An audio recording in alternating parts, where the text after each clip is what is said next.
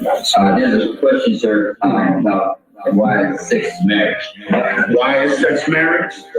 Sex is marriage because it is the only union that is unbreakable, that you cannot get away from it.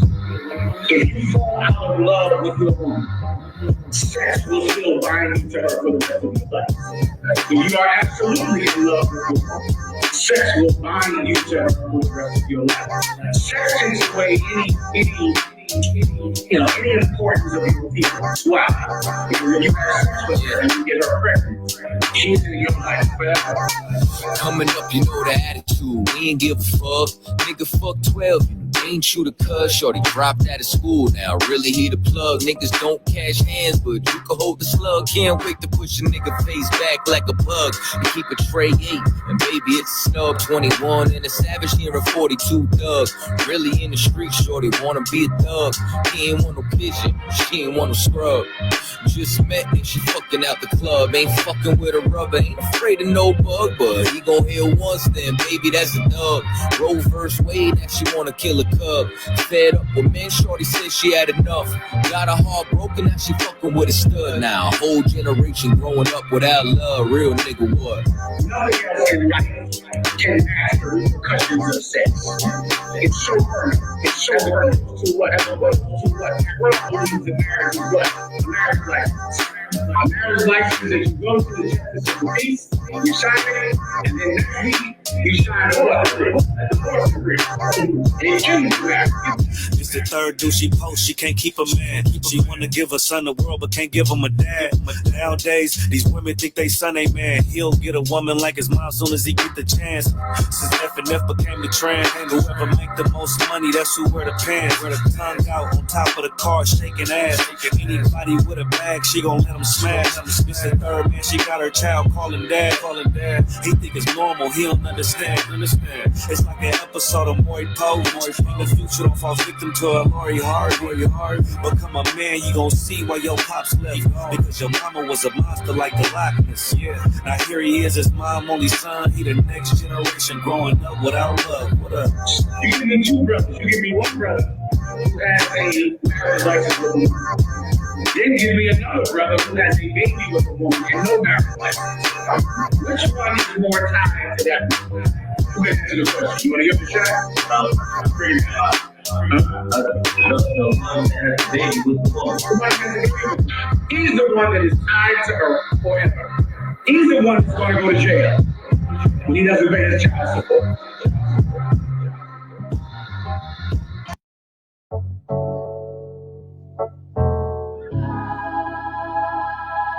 Yeah. 1 2 1 2 1 2 1 2. One West hitter, big steppin', caught the Zai, roughly translated lethal weapon with the Danny Glovers for the fingerprint covers. Type of niggas start beef just to see your true colors. We don't want no coward, then I'll spin that block for your cover. Don't break no oath and try to act like we brothers. From a nigga named Jacob and 4 different mothers. I stay ready like it's Malcolm looking out them shutters. We try and get it out the gutters till we ball like ruckers. Booted up, no Timbs, if it was it's the butters.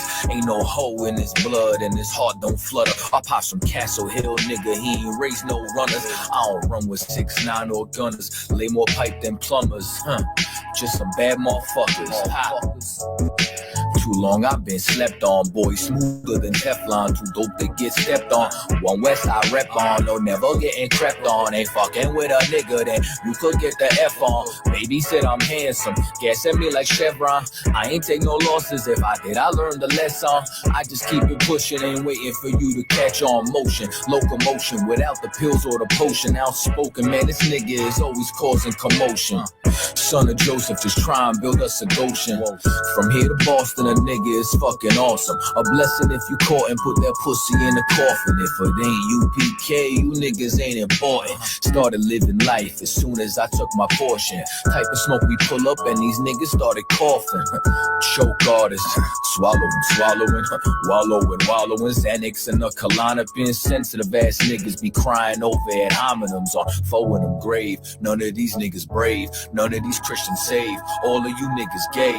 Fake ass niggas try and walk the road that we paved. Try and skip the toll roads, can't pay the price that we paid. Boots, beards, and the braids, a few stresses and grades. Living the last days, I showed them it ain't a phase. Through the furnace of affliction, through the fire unscathed. Walk through the furnace of affliction, through the fire unscathed, nigga. Look, I ain't talking about my jewels when I say I'm juice. Sucker for my alliance and hate, I just save them some room. They pick and choose, that's the difference with me and no dude. That ain't my bitch, let she say the salute. I got a rib, but every entree come with a side. You think you fucking with me, you found comfort in lies. I be weary of these niggas, they come to divide. I stand on business like politicians tucking their ties. They say it's hate when they see careers starting to die, but I'm the type to still press behind enemy lies. I ain't afraid to lift the iron like my name was Rahab. Go with them if you nervous about picking a side. Let God fix it, if I do, I'm gonna end up in cuffs. I ain't letting shit slide, I'm petty as fuck. Yeah, they wanna hash it out, but the damage is done. They afraid to pick up the phone when I'm calling they bluff. Yeah, I'm the GOAT, no Capricorn. They already know I'm UPK, what you asking for? Took so many ills, why y'all even keep track of score? You got the right nigga, you ain't know I'm a man of war. Fuck these niggas, I swear they got more issues than Vogue. They always saying it ain't like that when you catch them alone. I ain't playing tug of war with no internet trolls. You got my low, it's an issue, come address it with smoke. Oh man, got them checking for posts. What a coincidence. Me and my niggas hate it the most. Throwing salt and pepper till your little king get choked. Did my homework on all you niggas being some hoes. Stuck to the code. My eyes were purple and gold. I'm as solid as they come. I ain't breaking no oath. Not to zod me, stand firm. I don't bend, I don't fold. To Christ's return, I'm a thug with my woes. Whoa.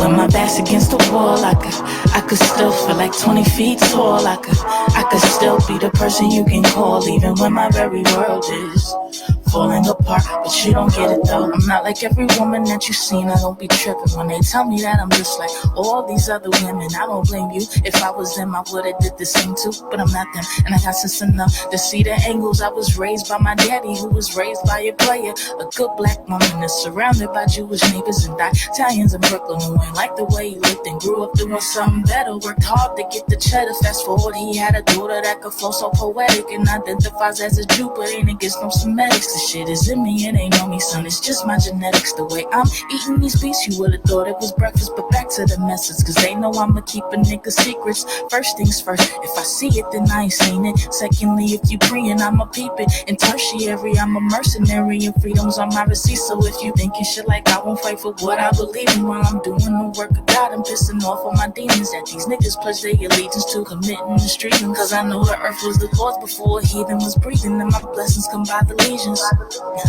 Cause I'm solid like I'm a semen, they following like a sequence. I know that women and children need guidance, and I'ma lead them. So if you provide it, then I'ma feed them. When my back's against the wall, I could still feel like 20 feet tall. I could still be the person you can call, even when my very world is falling apart, but you don't get it. When my back's against the wall, I could still feel like 20 feet tall. I could still be the person you can call, even when my very world is falling apart, but you don't get it though.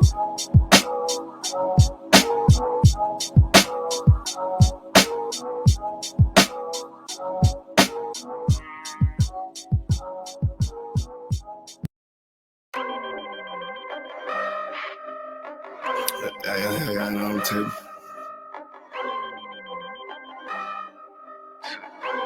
I ain't finna tell you how I got away with this shit. If I'm more right, that's good business. She look good, but hang with dope bitches. Tell her I'm way too fly for one sister. And if she leave a priest, I won't miss her. Won't put a ring around it. Oh, no.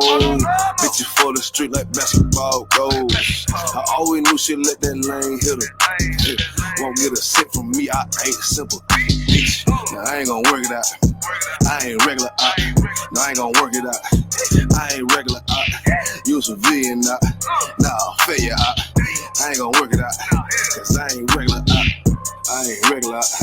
You's a regular out. Took that bitch back. She done fed you out. Look how you living out. You look scary out.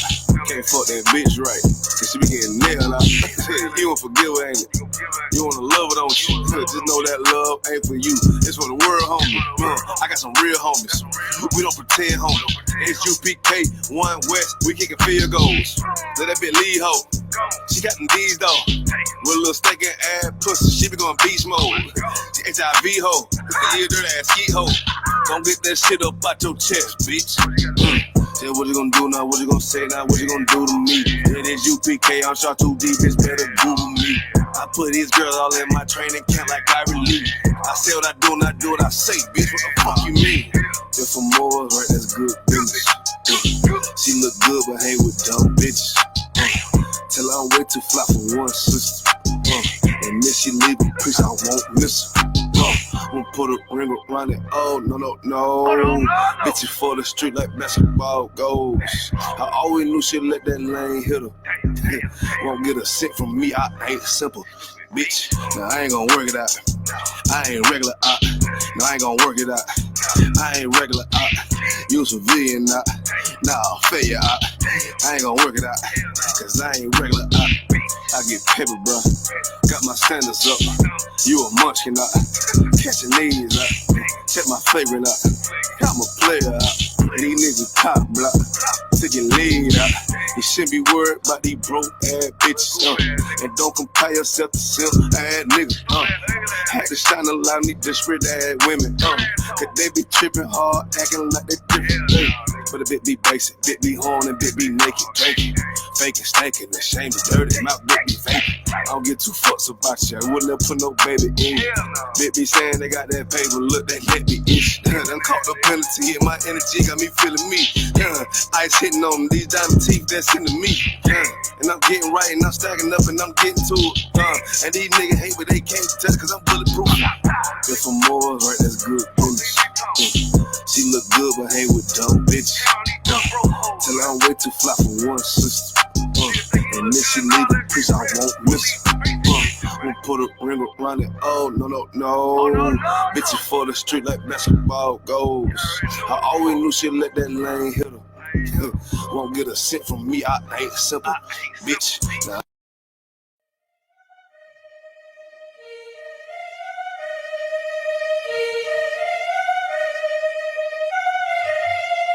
Time, man, shit. Make sure you let these niggas know what time it is, man. You know what I'm saying? Get on this motherfucker. Let these niggas know what time it is, you understand? We royalty, that's who you. King Ty really one of the realest. I survived drive-bys from them killers. Like I got 9 lives, I got 9 wives. I said fine wine with them bitches. I'm spitting fire bombs in your city. I got like 8 or 9 niggas with me. And we all ready to die in a minute. 1 West, we the best in the business. I get offended, I niggas spin. Talking and get it, but niggas is timid. Rappers is softer than linen. Take me y'all parking lot pimping. What more could I give them? I've been the hottest forever. Why would I lie about cheddar? I could do better. I just put loyalty first. Loyalty coming whenever. Pull off in the Jetta. Wherever she on me, you sweater. My fault like wearing a sweater in summertime weather. Haters so salty, no pepper. You not that seasoned or clever. I'm with the rebel. Used to pump bass with the treble. Baking the cake in the kettle. I used to cook up the work. Now I just cook with the metal. Gotta keep foot to the pedal. Yeah. Let me get the gas on the highway. Let the music blast on the Conte. Break the Glock down into 3 parts. Put the together like Menage. Just like Bombay with my enclave. Got my mind made. Ain't no time waste. Eating prime steak with a fine date at a fine place. Getting violated. Hey, listen. I already told these niggas. You understand? I can't say what's up. I say what's good, my lord. Listen, he like, listen. These niggas ain't ready for none of this. You understand? I said, listen, if the nigga ain't 1 West, he ain't got on his arm or his chest. I don't give a fuck about the nigga. It's just me and my niggas. We royalty, yeah. I got the hammer, you running, man. Come through your window like rubber man. Snapping your neck like a rubber band. Talking my dog like the sun is setting.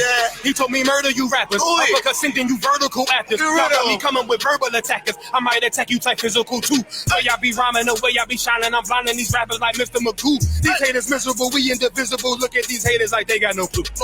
They hold up ones in them W's. Really, bro, don't get too comfortable. If you ain't cut from the cloth, co-signed by the Boston, we do not fuck with you. Cause you wouldn't last here. I told you the same shit last year. I already told know. Keep talking that trash, I have a car, come kick your ass You in. already know. Your jaw like glassware. We pull up, not rocking no mask I'm there. ready to Don't go. care if you spot us, you know how you got us. It's over, you saying your last prayer. Yeah. You already know we live and direct. Hey, let me get a one in the chat if y'all can hear me loud and clear. You know what I'm saying? This is Cross the Line Radio. I'm gonna be dropping links in the chat. You know what I'm saying? One of the links is I'm not taking any calls tonight. Y'all want to talk? Y'all can come on the screen. You know what I'm saying? But what I am gonna do is, you know what I'm saying? I got my main man, you understand, Priest and Officer Thabawan joining me this evening. And Shalom, sir. Hey, Shalom, what's going down, Hebrew? You should put that, sir. You know what I'm saying? I put Dimitri on for you. I'm like, I know he gonna be fresh when he come on the screen. You know what I'm saying? So I threw the Dimitri right on. Yeah, I mean, but, Most High Christ. we do have a new channel too, man. You know what I'm saying? For when it comes down, you know what I'm saying? Shout out to Tony.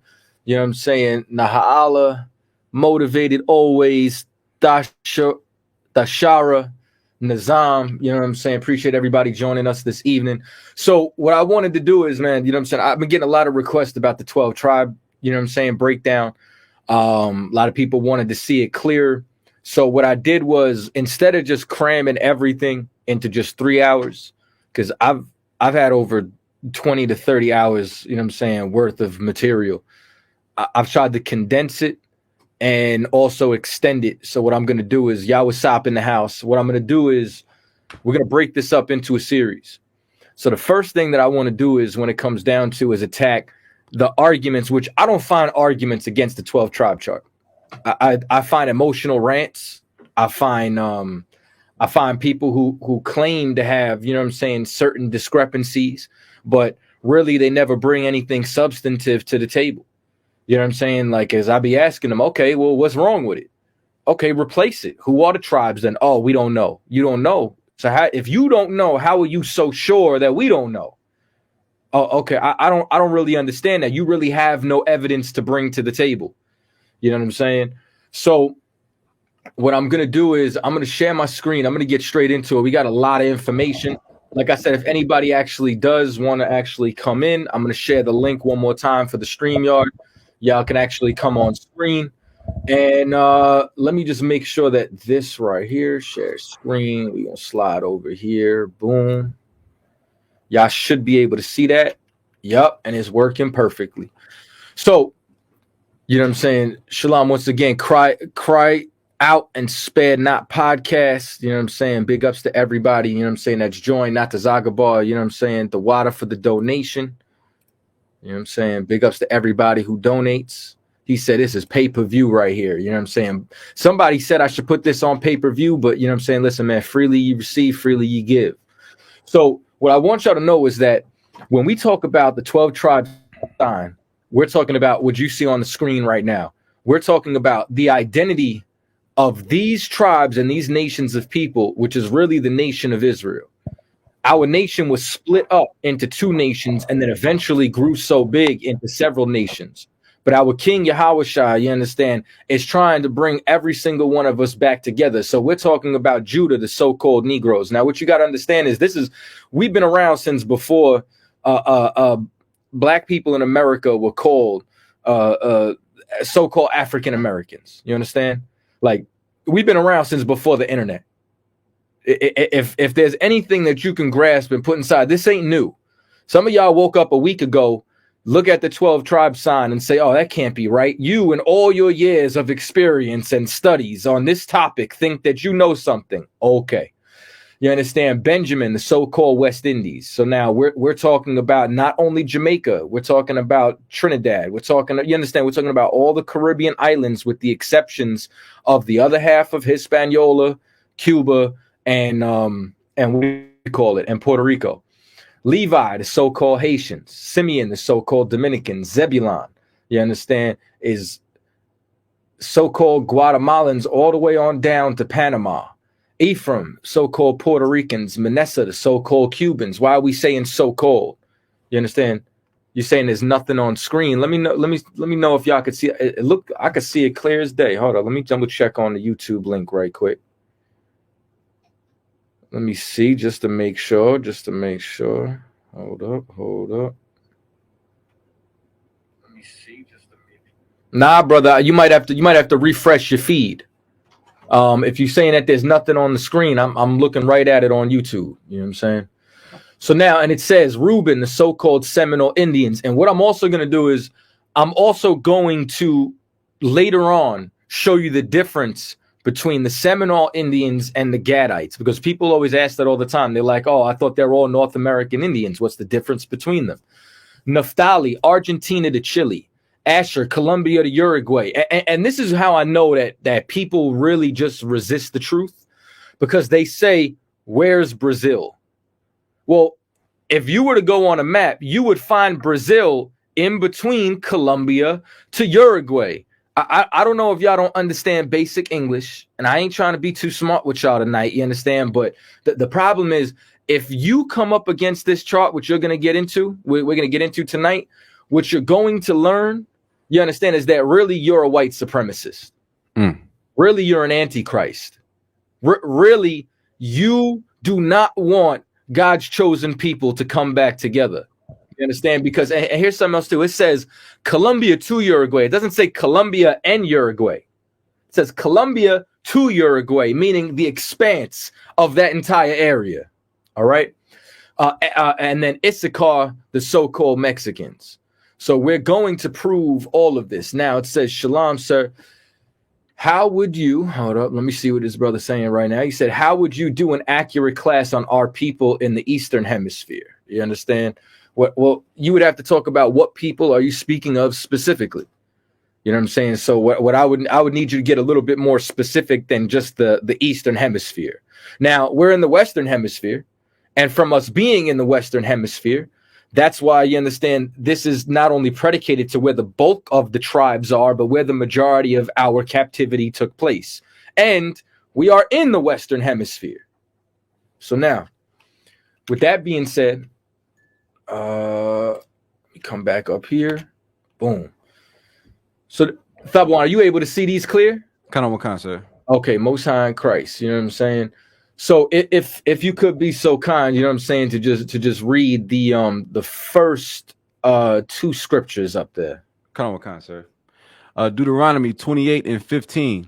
But it shall come to pass, if thou wilt not hearken unto the voice of the Lord thy God, to observe to do all his commandments and his statutes, which I command thee this day, that all these curses shall come upon thee and overtake thee. Now, before you go any further, and priest, if you want to jump in at any time, you know what I'm saying, you're more than welcome to. You know what I'm saying? I want you to know you're not just, you know what I'm saying, relegated to reading. And just so you know, this brother is another, you understand, historian inside the school, you know what I'm saying, and completely, you know what I'm saying, respect his scholarship, and I definitely greatly appreciate you being on the live with us tonight. And so now, curses, I need everybody to take the religion out of your mind. I need you to take all the ookie spookiness out. You understand? A curse is a punishment from God. You understand? When we turn around and we read, there's a prophetic nature to the Bible. All of you want to take spirituality out of the Bible. The Bible, listen, everything is spiritual. There's two things that I was completely embedded into me when I joined this school. That was take good notes, and everything is spiritual. So when you look at this, these are spiritually identifying markers which identify who the lost sheep of the house of Israel are present day. And it's that these curses would come upon you. And this slide is going to be a reoccurring theme, because what I hear is, this is the argument that I hear against, you understand, this sign. They try to say that all these people do not fit the curses. Well, I'm going to turn around and have to tell y'all that's cat. You know what I'm saying? In the most polite way that I could say it. Y'all have no idea what you're talking about. You understand? So now, one of the most prominent scriptures that everybody knows that we use is Deuteronomy 28:68. If you wouldn't mind reading that one. Kind of what kind, sir? Deuteronomy chapter 28, verse 68. And the Lord shall bring thee into Egypt again with ships. Now, the word Egypt is a Greek word for Egyptos, which is synonymous with bondage. You understand? The lost sheep of the house of Israel, the children of Israel, were in bondage in ancient Egypt. And Egypt became a slang word for bondage, for captivity for us. And it's saying that there's a specific curse that's going to come amongst these people. And I dare any of you to find me a greater slave trade in the world more famous than the transatlantic slave trade. You cannot find me a people more famous for slavery than us. What would that tell you?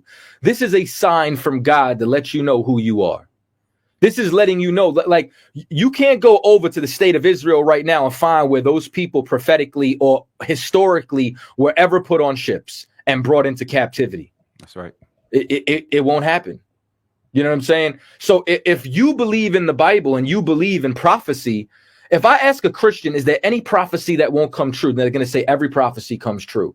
Well, Israel sinned against God and these prophecies came true. What the Lord said would happen, he delivered on his promise. You understand?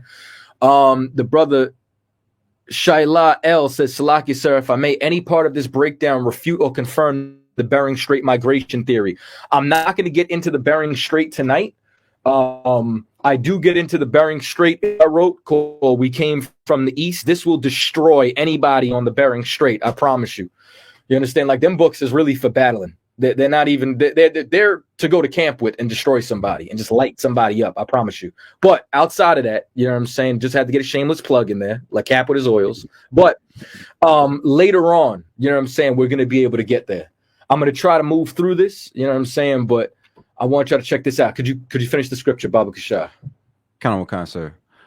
By the way whereof I spake unto thee, thou shalt see it no more again, and there ye shall be sold unto your enemies for bondmen and bondwomen, and no man shall buy you. When it says buy you, that's an old Quaker English way of saying redeem. No one's going to redeem you. You're not going to get free with money. No one's going to come and save you. You're going to be put in this position until the Lord says he's done. You understand? We were put and sold in the greatest slave trade in the world, known as the transatlantic slave trade. Now let's get into it. This book right here is known as Black Indians. It's written by William Lawrence Katz. I'm going to be taking the next couple of slides is going to be taken from this just to set up a couple of historical premises. All right. So now it says it began with Columbus. For the people of the Americas, the arrival of Columbus was hardly a blessing.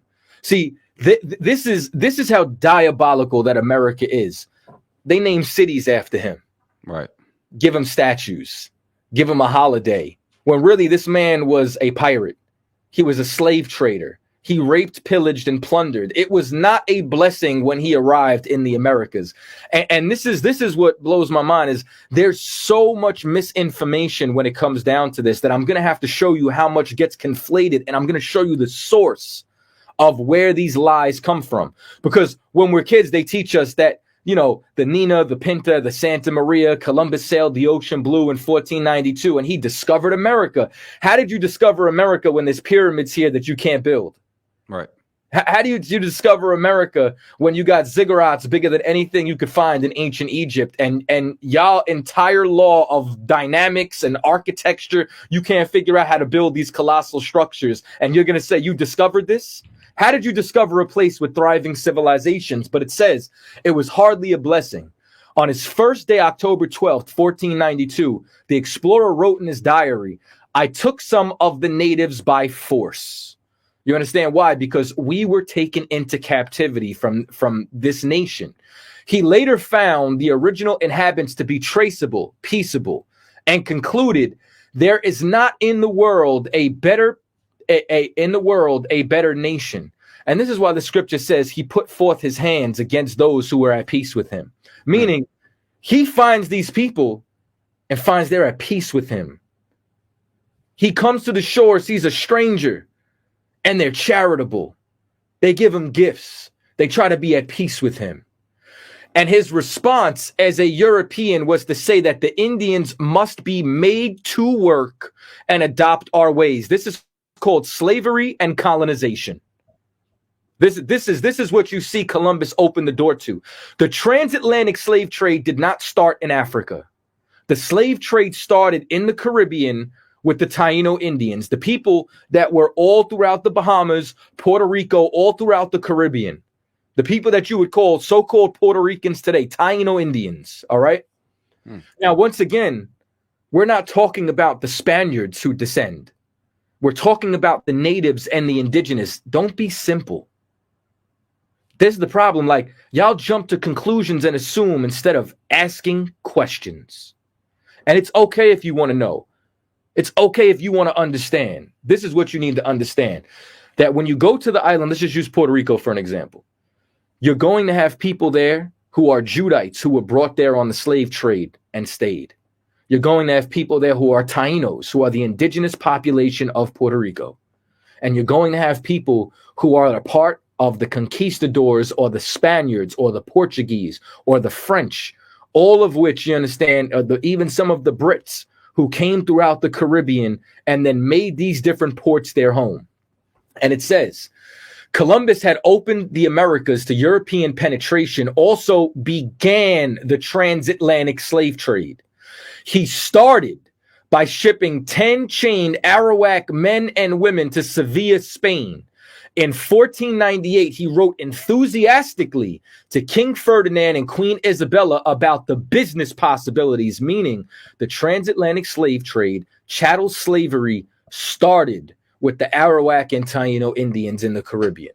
And it says from here, in the name of the Blessed Trinity, if you're a Black, Latino, or Native Indian, what you don't realize, if you are a Christian today, I'm not talking about the Bible. I'm not talking about throwing away the Bible. I'm talking about throwing away the philosophy. You understand? The false interpretation and misnomers that they forced into us through colonization, through slavery, through lynching, and through mass unaliving. You understand? I got to translate everything for the damn algorithms. But you understand? It says, in the name of the Blessed Trinity, we can send all the slaves that can be sold. What did we just read about a minute ago? That into Egypt again will I bring you on ships. When he loaded 1,100 Taino men and women aboard 4 Spanish ships, the crowding and stormy Atlantic crossing took a fearful toll. Only 300 survived, but Columbus and Spain had decided and continued the profitable slave trade from the Americas. Now, what you're going to find is, and this is one of the things that really bothers me about history, right? When we read about a lot of this history, unfortunately, we're reading about it from Europeans. When we read about this, we're reading from conquistadors, we're reading from explorers, we're reading from historians, different people who traveled over to the Americas, and it's their interpretation of our culture. So history is extremely conflated. So I'm not telling you to take anything outside the Bible 100% or face value. The way that you find the truth is 2 things. One, the first thing you got to do is look on the side of the oppressed. You're going to find more truth on the side of the people that are going to be oppressed than the actual victors, because they're going to whitewash history. They're going to dilute it for their own benefit. And then also, what it comes down to is everyone who's writing has an agenda. Now, what you're going to read about is a man by the name of Bishop Bartholomew de la Casa, who witnessed countless Indian massacres by his fellow Spaniards. That's right. And it says he blamed greed for the horrors. They killed them, unalived them, meaning who? The Indians. Because they wanted to be rich and have much gold, which was their sole aim. That's what this was about. This was about greed. Las Casas concluded that the New World Spanish had become devils and the Indians were the only true Christians. Because in their mind, Christians are supposed to be benevolent. Christians are supposed to be loving. And he's saying, well, there's plenty of love inside the natives, but the Spaniards conquistadors over here are committing atrocities. And it says he pointed out that Indians died off by the thousands from slavery and European diseases. Forced labor in Spanish mines in the Americas was so harsh that the average worker died before he was 26. You understand? Like, and is that any different than today? You get what I'm saying? Like, I can't tell you how many, you understand? Like listen, you talk to my pops, you talk to any brother, you understand, who grew up in the ghetto during the 90s. They're gonna turn around and tell you, bro, we wasn't supposed to make it past 25. Yeah, you listen to a Kanye song. You understand? He gonna tell you wasn't supposed to make it past 25. Jokes on you. We're still alive. Like, we have been relegated to the same exact position, and every decade they just find a new way to oppress us. Slavery never ended. It just became more sophisticated. And it says, to meet their needs for more laborers, Europeans looked next to Africa. The strongest sons and daughters of the Africans were seized in their homes or fields, purchased from local traders. They were packed into cargo ships and shipped across the Atlantic. Now, this is what I need you to know. This ain't about measuring whose pain is greater. This is to let you know that blacks, Latinos, and Native Indians are brothers and sisters of the diaspora, of the slave trade, and of pain. That's right. And ethnically go back in antiquity to the lost tribes of the nation of Israel. This is what you need to comprehend, that we all went through this. That when you read about the prophetic nature of the punishments that God put on the nation of Israel, they fit all of us. Now, let me show you something here, right? If you could read where it says Deuteronomy 28 and 32, Baba Gashah. Kind of, sir. Deuteronomy chapter 28, verse 32. Thy sons and thy daughters shall be given unto another people, and thine eyes shall look and fail with longing for them all the day long, and there shall be no might in thine hand. Now, let me show you a historical reference for this. It says, thy sons and thy daughters are going to be given to another people. You're going to be separated from families, and there's going to be no might in your hand to be able to stop this. Now, let me show you what Thomas Brannigan, a Dublin youth who for many years served as a seaman aboard slave ships, how he described these scenes, right?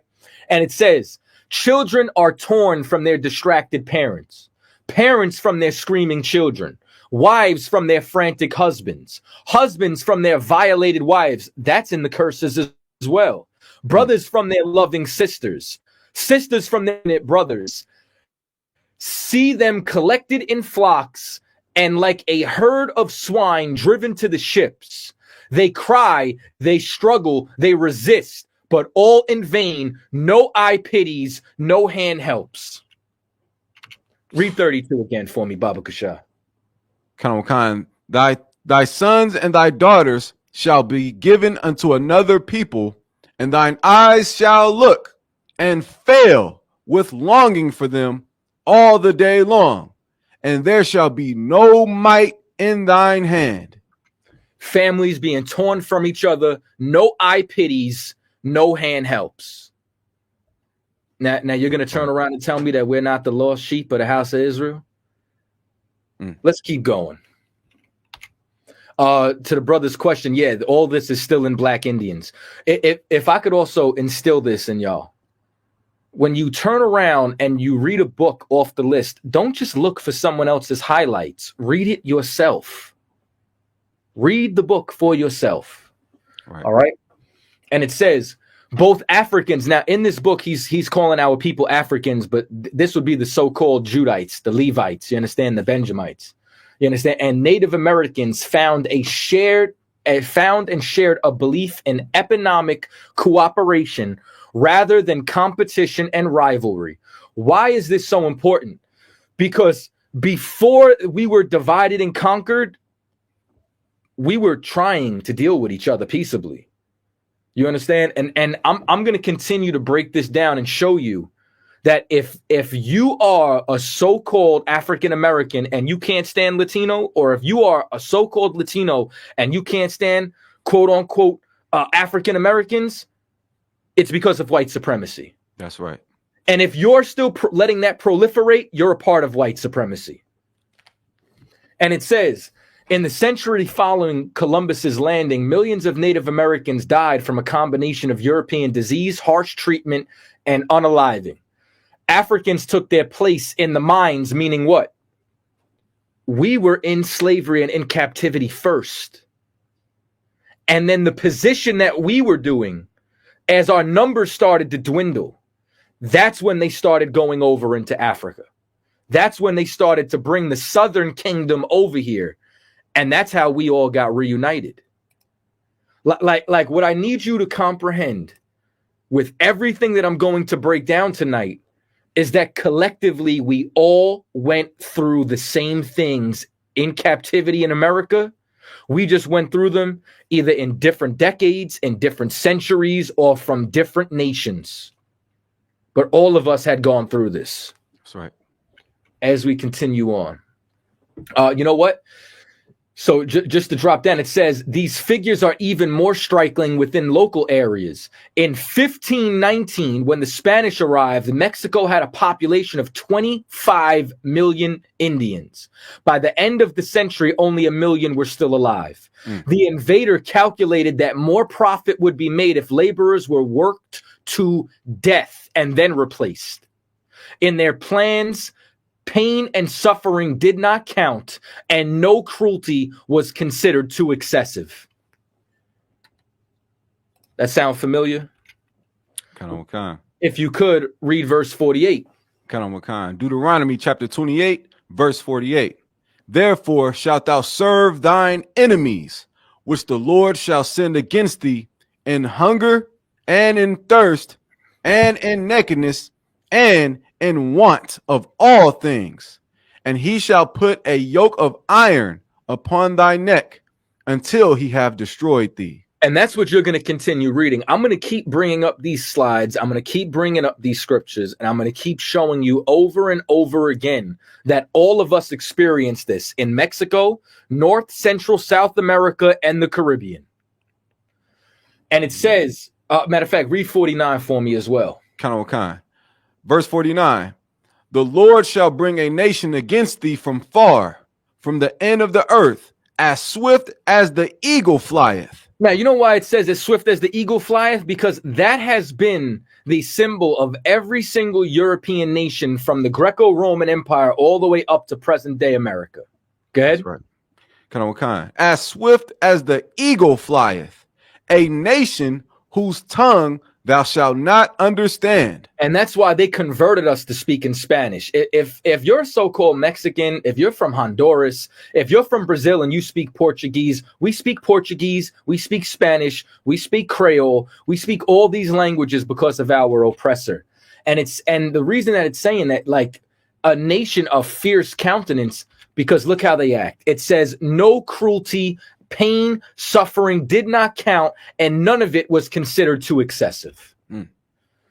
So now, this is why I want to tell you that we have fallen victim to this agenda.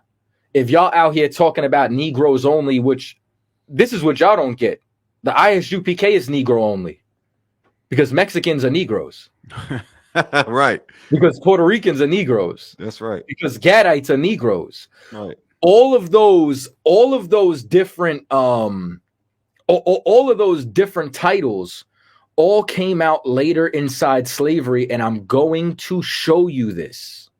You understand? So now it said, to prevent Africans and natives, meaning the North and the Southern Kingdom, from uniting, Europeans played skillfully on racial differences and ethnic rivalries.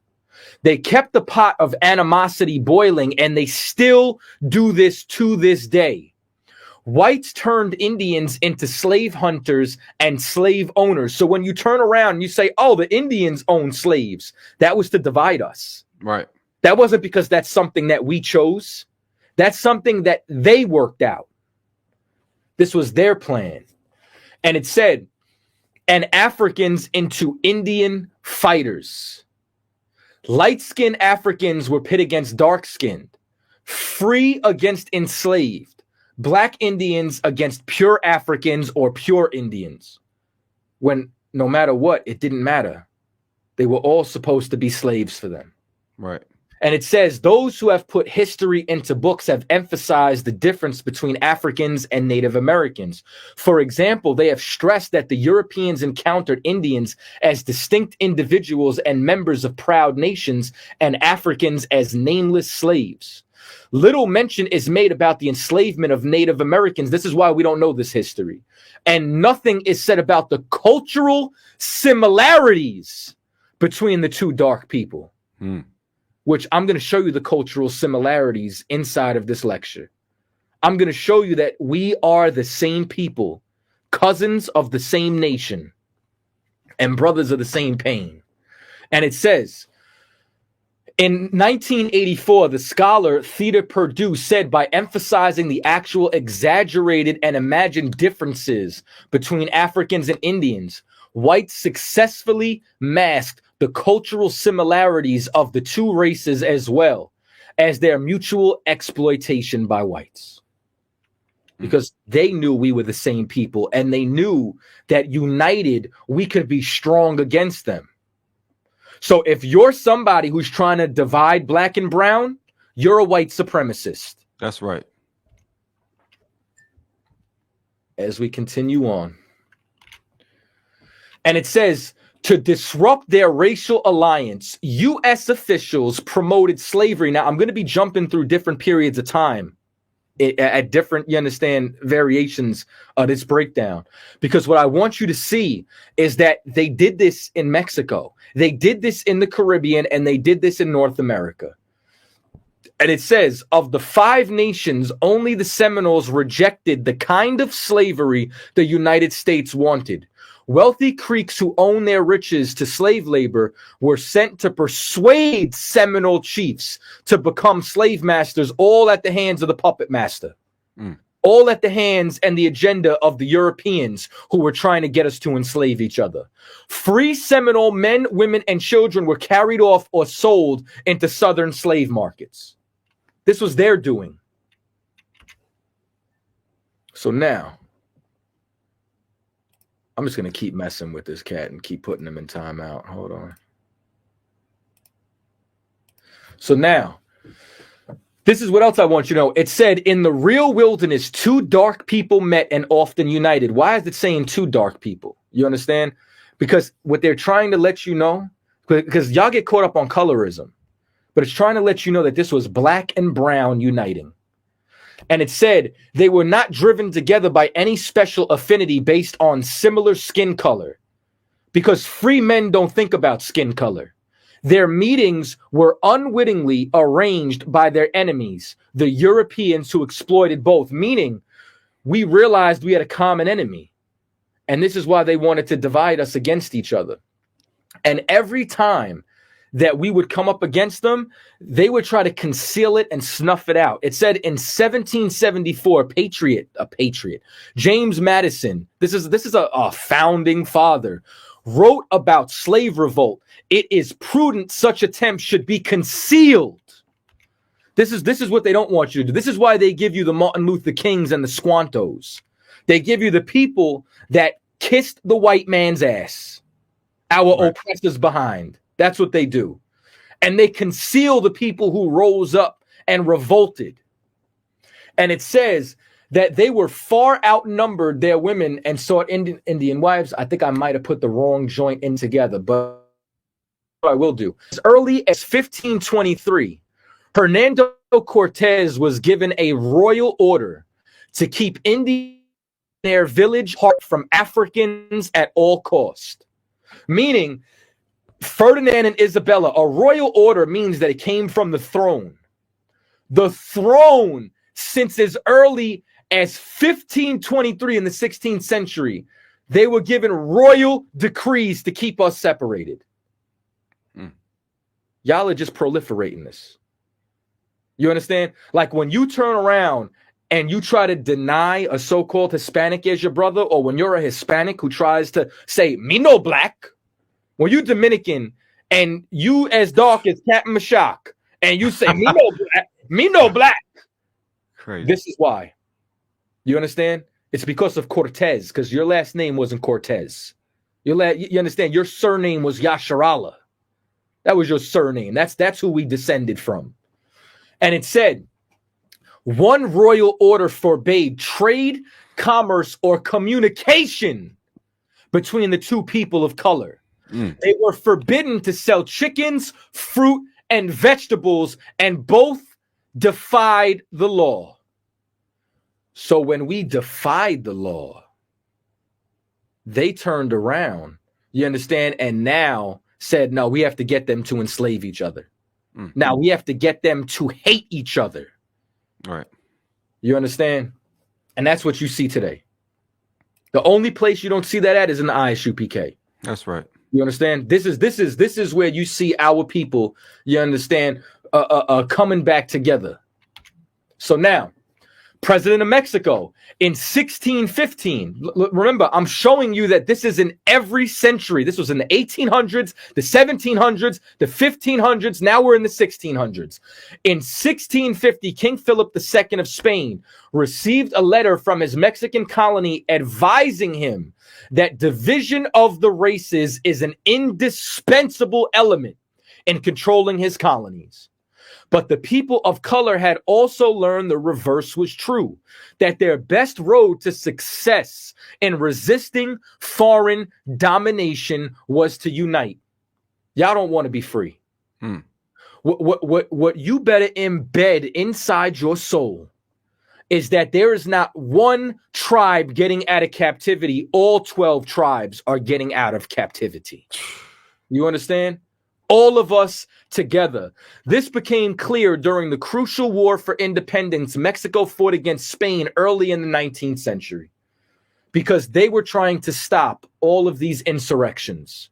They were trying to stop all of the resistance from spreading. And the reason being is because it says a French colonial dispatch later in the century put the matter simple. The law is hard, but it is both wise and necessary in a land of 15 slaves to one white. Between the races, we cannot dig a gulf too deep. They needed to put the divide between blacks and Latinos, between blacks and indigenous, so far the North and the Southern Kingdom away from each other, so that this way they could continue to control us. Right. So that we would be willing slaves. You understand? That's right. And it says the enslaved also learned some lessons. Their owners would rise to any level of violence and arm to anyone protecting the bondage of their grip of the Americas. Europeans would throw their own soldiers into the fray or hire Indians living nearby. Slaves began to reason that their success might depend on their ability to make friends among the neighboring Indians. And friends do not hunt friends. This is what they're afraid of. This is what they're horrified about. And this is why they put as much propaganda out there as they can for us to be against each other. So now I just want to talk a little bit more about their cruelty and about these quote unquote founding fathers of the Americas, where it says there is another problem in introducing a set of dark frontier heroes, meaning when you go all throughout history, there's so many different people. Like you think of Davy Crockett and, French fur trappers, when you don't know Chicago was founded by a black French fur trapper. Like we don't even know this. We don't even understand how much we've played a part in shaping American history. And it says their love of liberty thrust them against some sainted U.S. figures. Thomas Jefferson, speaking of the Indians, said, "We would never stop pursuing them with war while one remained on the face of the earth." Andrew Jackson, the first great Democrat to reach the White House, was first in a long line of candidates to win presidency by boasting of his Indian fighting skills. Because this is a nation of fierce countenance who doesn't regard, young or old. They did this to all of us. They did this to Gad, the so-called North American Indians. They did this to Issachar, the so-called Mexican Indians. They did this to all of us. And it says he waged a cruel war against the Indian men, women, and children. What do we read about? They didn't care about women or children. They didn't care about young or old. He staunchly defended slavery and, like Jefferson, owned slaves. To save their families, black Indians had to fight off possessed armies launched by these quote unquote national heroes. And this is who they teach our children about. Like if you want your child to be educated by our oppressor, you want to create a slave. That's what you want. We're not supposed to have the same education system, because they will tell us about their heroes and they will suppress ours. Right. If you could read Deuteronomy 28 and 49 again into 50. Count on sir. Deuteronomy chapter 28, verse 49. The Lord shall bring a nation against thee from far, from the end of the earth, as swift as the eagle flieth, a nation whose tongue thou shalt not understand. A nation of, sorry, sir. Good. Oh, kind of. A nation of fierce countenance, which shall not regard the person of old, nor show favor to the young. And what did we just read about? He waged a cruel war against Indian men, women, and children, because they will not show regard to the person of old, nor show favor to the young. They don't give a damn.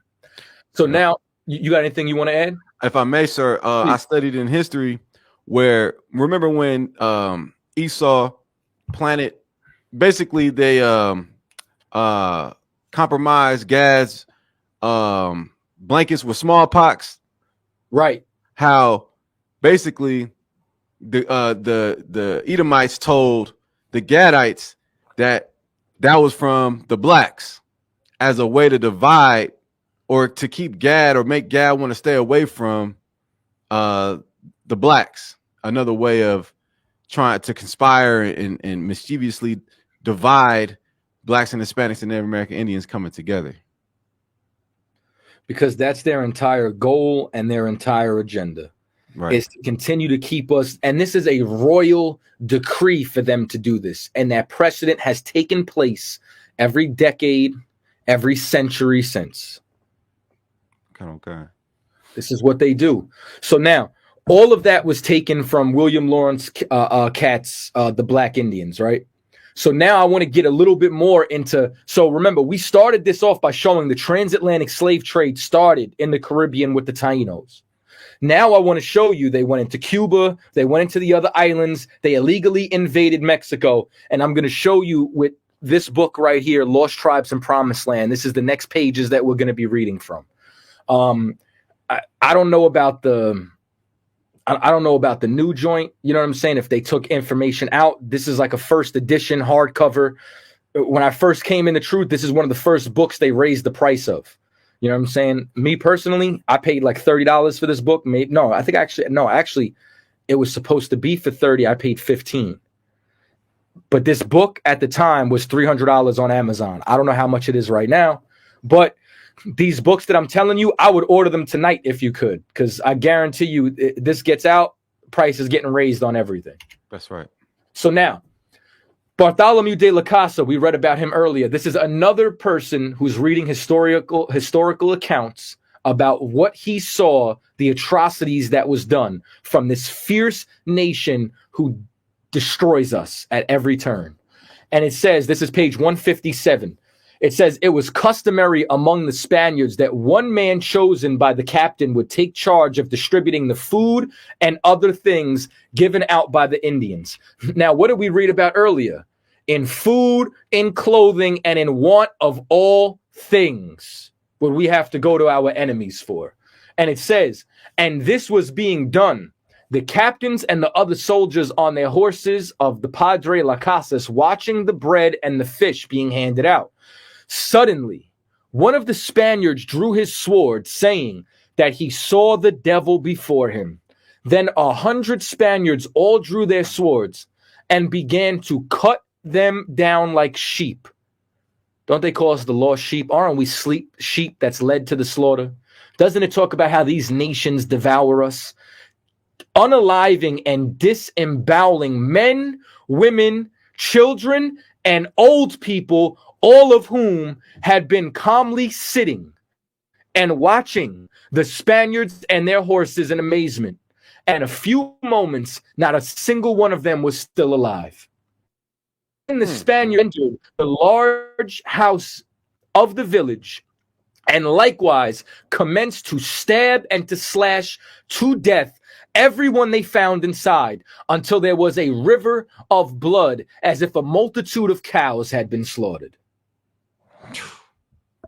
Y'all gonna tell me that these natives that he's reporting on right now does not fit the curses of Deuteronomy? Or are you just ignorant of history? Do you just have no idea what you're talking about in any way, shape, form, or capacity? Let's continue on. But I don't even know if I could say that word, but the sexual abuse of Peter Noble Savage did not stop with the mere abuse of encomienda. After slavery, they created the encomienda system. The encomienda system was basically like a harsher version of Jim Crow. Like I told you, everything Judah went through, Issachar went through. Everything Ephraim went through, Benjamin went through. Everything Benjamin went through, all the tribes went through. There also were Indians whom the more rapacious colonists could treat unequally as slaves, and against them anything was permitted. These came from the island, that not having yet been colonized were therefore not yet subject to the fiction that their inhabitants were free under Spanish law. Slave raiding, which became increasingly popular as the Indians of the colonized islands died off under the abuse of the encomienda, seemed to find its most fertile source of supply in the Bahamas, which were known to the early Spanish colonists as Lucayos. Peter Martyr wrote this scene of Columbus's first encounters with a golden world. It is stated that the islands formerly abounded in various products which constituted their riches. I say formerly, for they are now deserted. Did it not say that they would come and eat up of our land?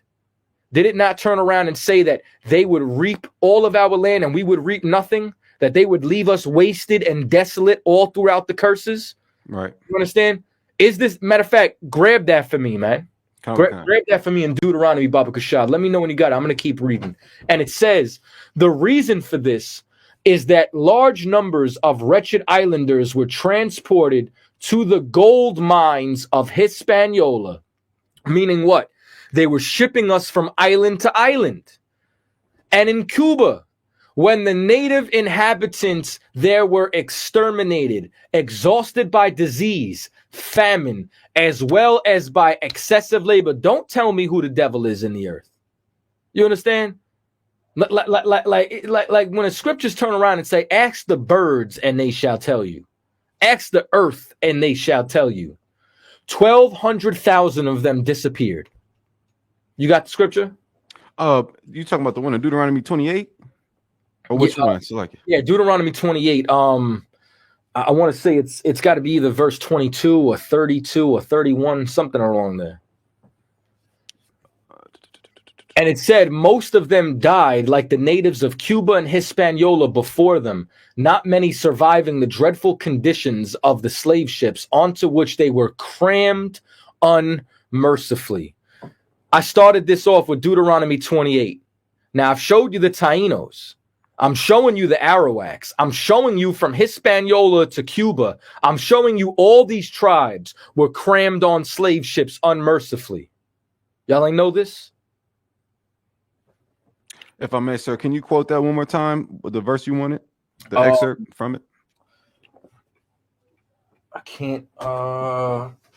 When they shall eat of the land and we shall not. Hold on. Let me see. Let me get you the exact verse in 1 second. Boom, boom, boom.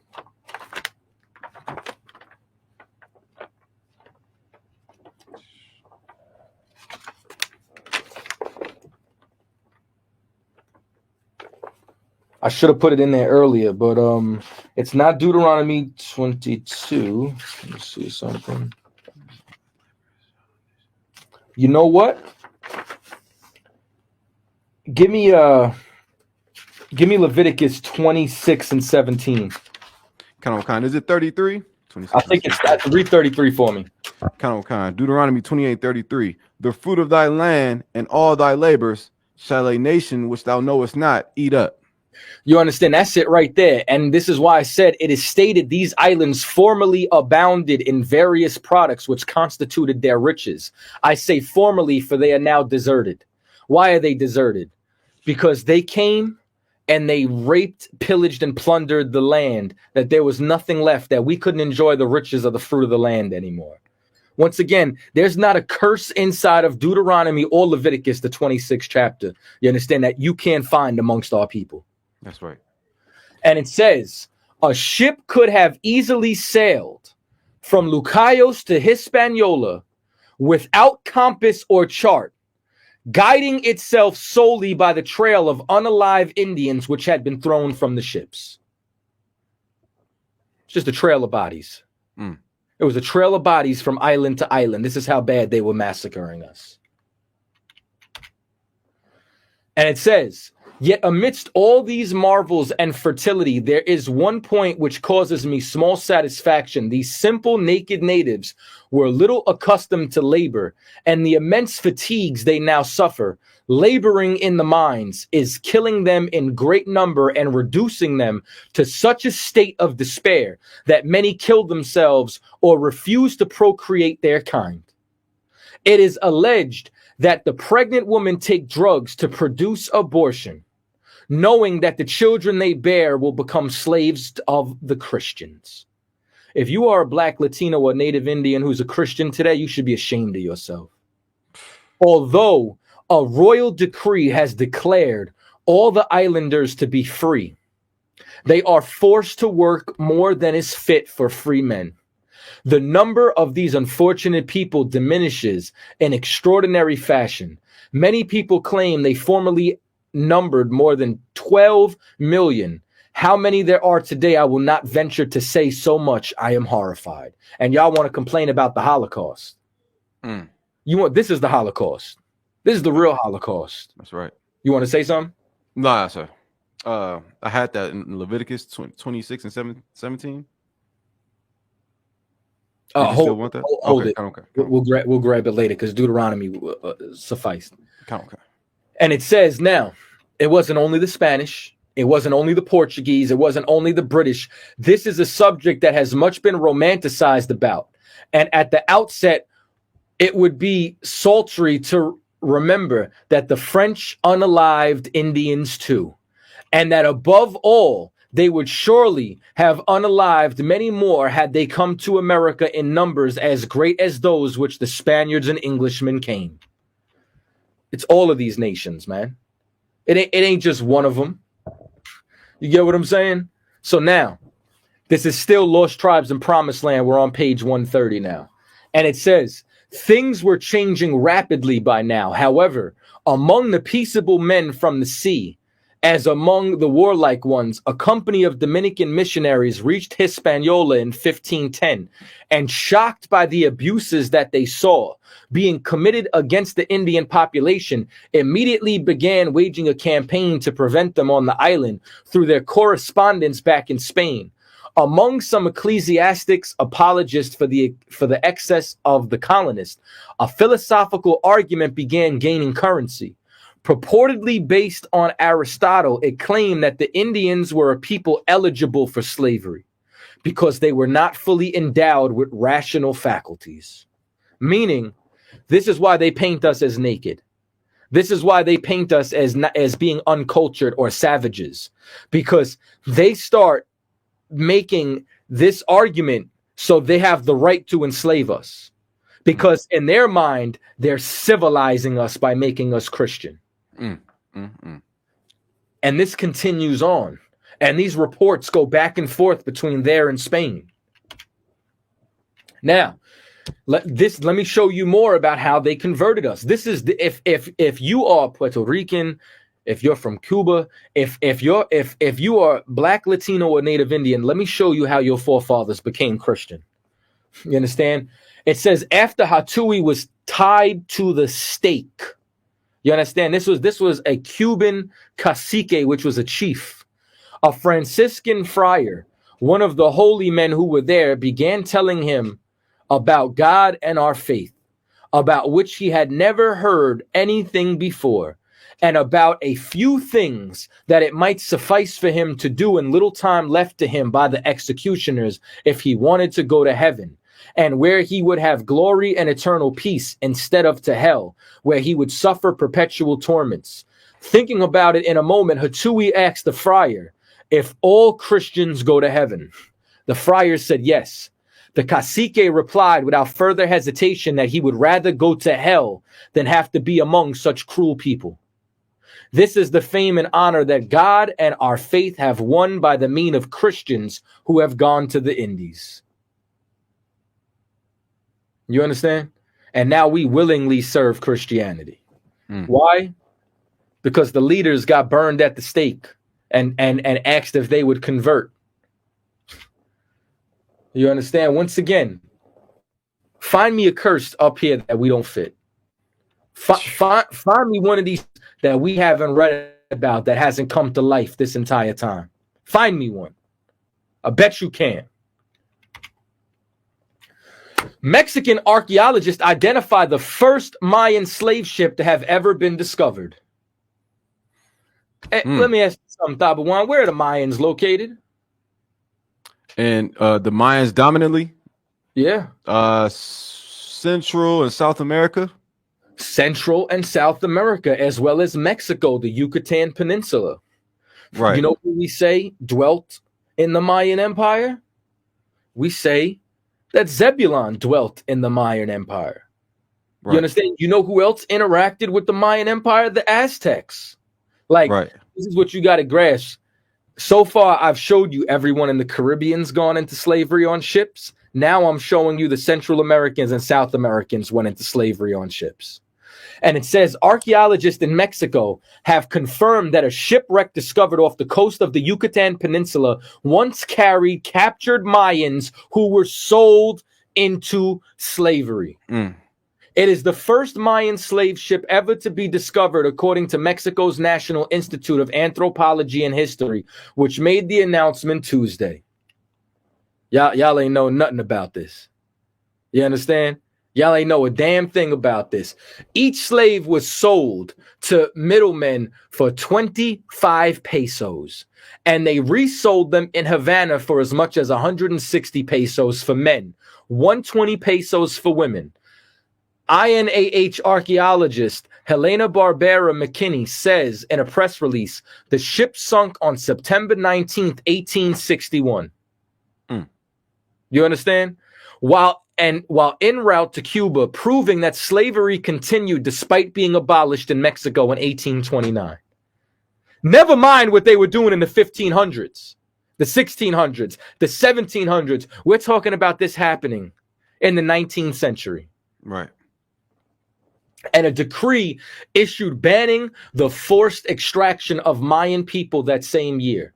For researchers, the discovery is highly relevant. Said in the release, beyond the difficulties in identifying a wreck by name, it also speaks to an ominous past for Mexico that should be acknowledged and studied in terms of its context and time. Archaeologists confirmed the identity of the ship from its boilers, which exploded and caused the boat to catch fire, as well as the wooden hold side wheeler, which had been preserved. They also found artifacts including fragments of glass from bottles, ceramics, and 8 brass cutlery used by the first-class passengers on board. Now, let me tell you why none of you know anything about this. Let me show you beyond white supremacy. Well, this is a part of white supremacy, but beside them dividing black and brown, why you are so ignorant. All right. Can you see this clear? Kind. You mind reading it for me? Kind, sir. From the one of Baba Kasha. Khan. One of Las Casas' greatest enemies in his battle for humanitarian treatment for the Indians, Francisco Lopez de Gomora, the secretary and biographer of Hernando Cortez. Now, if I could, I'm going to interrupt you a little bit going down.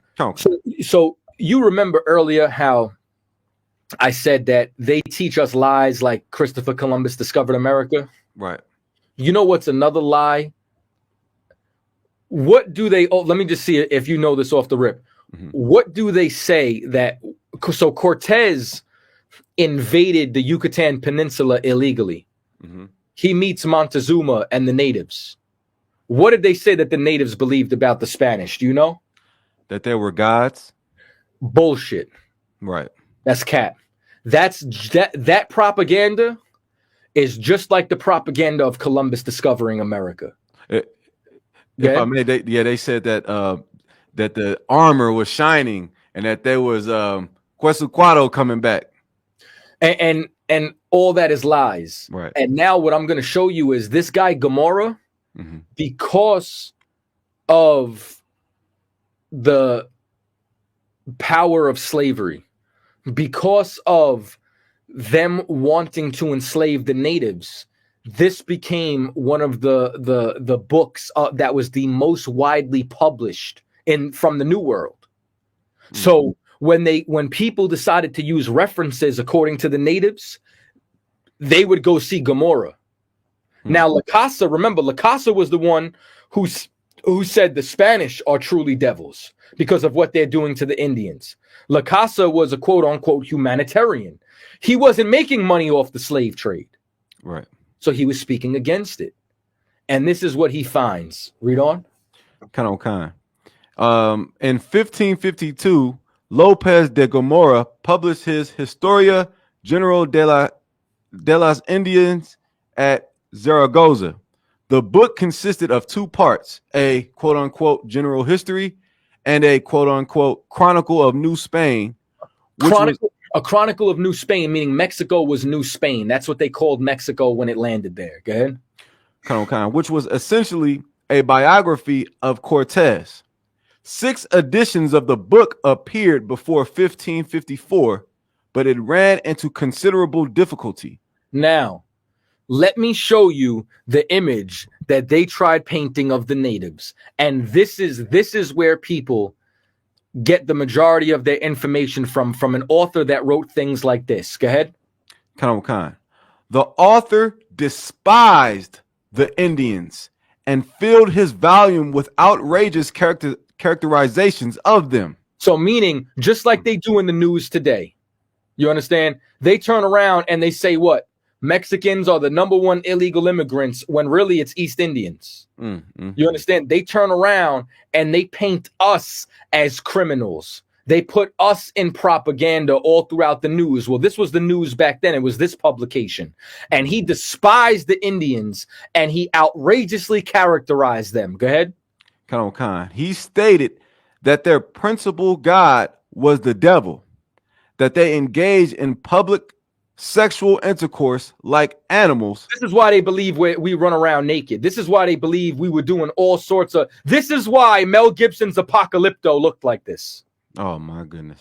Listen, it's a good movie. Historically, he needs to be dragged into the street and horsewhipped. Go ahead. Kind.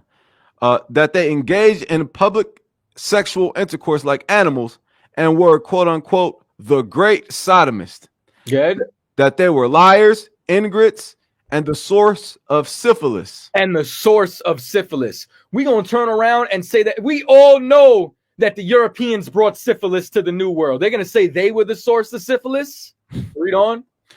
He further contended that many were cannibals. This is why they say we were cannibals, because they were trying to paint a picture that we lacked humanity so that this way they would be able to enslave us. Go ahead. And knew nothing of justice, that they went shamelessly nude, that they, quote unquote, are like stupid, wild, insensate asses, prone to novelties, drunkenness, vice, and fickleness, that in short, they were the worst people God ever made. Now, when Columbus first landed, what did he first say about the natives? These are the best people God ever made. Right. Once they start to see slavery could be profitable, because this is what you need to realize, right? At this time, the world isn't what you know today. You can't go on Google Earth and just see every civilization. They don't know anything about this civilization right now. They're still learning things about it. And the only reports that come back by mail, come back by ship. Right. There's no planes, there's no emails, there's none of this. The world was very limited at this time. So they had a council of Indians and foreign relations. And this council said, you need to give us reports about these people. And based on the reports of these people, we will determine how you are allowed to deal with them. So if they get a negative report, they could deal with them negatively. How do you think they would have reported if they would have said these are actually the lost tribes? Well, considering the fact that Christians read the Bible and the Bible would be their history book, they wouldn't have been able to enslave them. So Cortez slandered them, destroyed our artifacts and our writings, and hid our identity so that this way they would be able to continue to enslave us. And they took the words of Lopez de Gomorrah, who wrote in his book, a matter of fact, it says it on the bottom. Go right down right after the worst people God ever made. Khan. Lopez de Gomorrah wrote in his book, in part, quote, to persuade the Council of the Indies. This is the Foreign Council of Indian Relations, the Council of the Indies. Go ahead. That they do not deserve liberty, unquote. If you don't deserve liberty, what do you deserve? Finish it. And consequently decided they should be enslaved. And this is what they determined. Because slavery was profitable, because the Spanish were shipping so much gold across the Atlantic that when they were so greedy in the beginning, the ships were sinking with the amount of weight of that gold, that there's literally shipwrecks that divers to this day are trying to find because there's billions of dollars worth of gold off the coast of the Americas. Heavy, sir. So like, yeah, heavy. Now, the step further, and this is why you have to research your research, man. Oh, by the way, this book, where is it? I didn't get a chance to put this on screen before. It's this book right here. If you want a preset book to any writer, any popular writer on the American Indians, The Origins of the American Indians, European Concepts, 1492 to 1729, Lee E. Huddleston. This is an amazing book for you to get. It'll tell you about all the authors, historians, almost everybody who came to the Americas and what they determined about the Indians. And now we're still talking about Las Casas. And this is what Las Casas had to say about this book, this trash, this slander that Lopez de Gomorrah wrote. Go ahead. Khan. Las Casas bitterly resented these slanders on the Indians' character and strongly opposed the book, saying its author had never even visited America. He didn't even touch the shores. Right. He didn't even.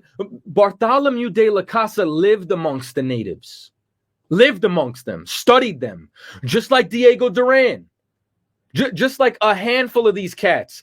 But the cat who wrote this never even saw America. Read. Khan, saying its author had never even visited America, but merely wrote what Cortez told him to write. That's what he did. He wrote what Cortez told him to write. Go ahead. Las Casas' influence was sufficient to convince Prince Philip to suppress the book in late 1553.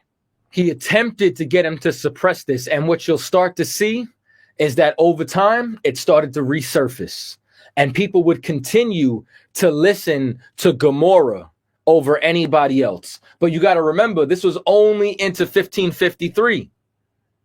It had already been published. It had already been put out. You want to say something? If I may, sir, it's so heavy that you bringing this out because Hernan Cortez is chronicled that it's on record that he was so amazed when he saw the natives, how civilized they were, how they had an economy, they brushed their teeth, the exotic fruits and vegetables, how civilized they were, and to hear them, to hear this it's just heavy because all he wanted was to enslave them to make money. They said that the natives, there's reports that the natives were so civilized, they carried a pack of breath mints, almost like an alkaloid case. Right.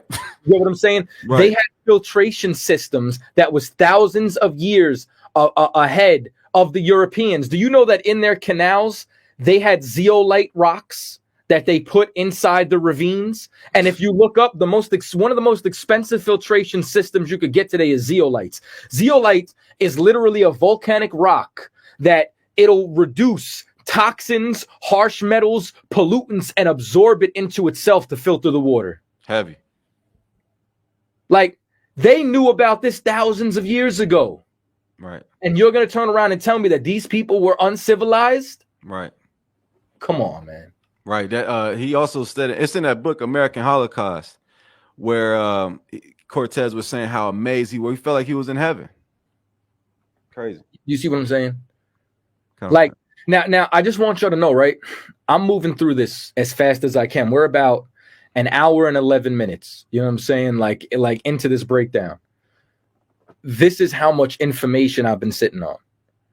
And we're like, I want you to know, we're probably on like maybe the 20 something slide. I have 250 slides and I didn't even finish adding in all the information. You know what I'm saying? This is why I said I got to break this up into segments, because there's so much information out there, but you have to know who is who. You have to know what authors were even in the Americas, who lived amongst the natives, who was trying to profit off of slavery, and who actually was fighting on the side of the oppressed. right. And this is why I say you have to look up everybody's agenda. I'm going to give you another agenda. If you could, read the top where it says Kurzola. Khan. Kurzola, 1943-25, did not like the Indians, whom he accused of observing neither, quote, divine law, natural law, nor the laws of men, nor even observing the law of the ferocious beast. Now, why would he say this? He would say this just like Gomorrah. He would say this just like Jose de Acosta, a Jesuit priest. Everybody talks about how the Jesuits are, you understand, the scum of the earth. But then you quote them to speak against the natives like he didn't have an agenda. Come on, man. Keep reading, Baba Kasha.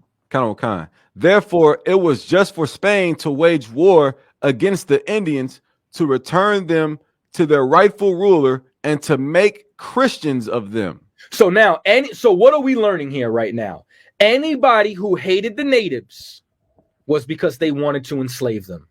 Was because they wanted to get some cash. You understand? Was because they wanted to profit, gain in the slave trade. Keep reading. Khan. Sometimes the Spaniards were too zealous in their opposition to native beliefs and customs of the Indians, and found it necessary to explain their conduct.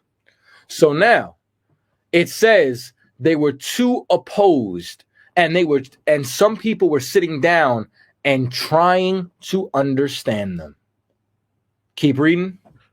One such was Diego de Landa, who in 1566 completed in his Relación de las Cosas de Yucatán to justify his actions toward the Indians of that province. So meaning they continue to write negatively about them, to continue to oppress them. And this is anybody who is either in league with Cortez or anybody who is in league with the slave trade in the province. Go ahead. Like so many other early works on America, it was not published in his lifetime. That first publication was an incomplete French translation in 1864. The complete version in Spanish appeared in Madrid in 1881. In this case, the lack of publication was not critical, since Landa made only 2 brief references to the origins of the American Indians. After relating an Indian legend of people coming from the east. So meaning he, from the tradition, now this is something that he did put in his book. He was trying to figure out who they were. He didn't like them, spoke negatively about them, but he wrote about one of their oral traditions. And he says this was an Indian legend and oral tradition. Go ahead. After relating an Indian legend of people coming from the east through 12 paths open through the sea, Landa observed that if this were true, they would be Jews. and this is why I wrote a book saying we came from the east, because the natives out of their own mouth said they came from the east. So now, the history of ancient America anterior to the time of Columbus. So now, remember, we're talking about Cortez in Mexico. So now, Sahagún was a historian who lived nearly 60 years with the Mexicans and wrote 15 years after the conquest by Cortez, 1520. And it says the Aborigines of the country first touched down at Florida, then coasted along until they reached the Bay of Honduras, and then they landed. It will be observed that terms like touched, coasted, and landed are phrases belonging exclusively to navigation.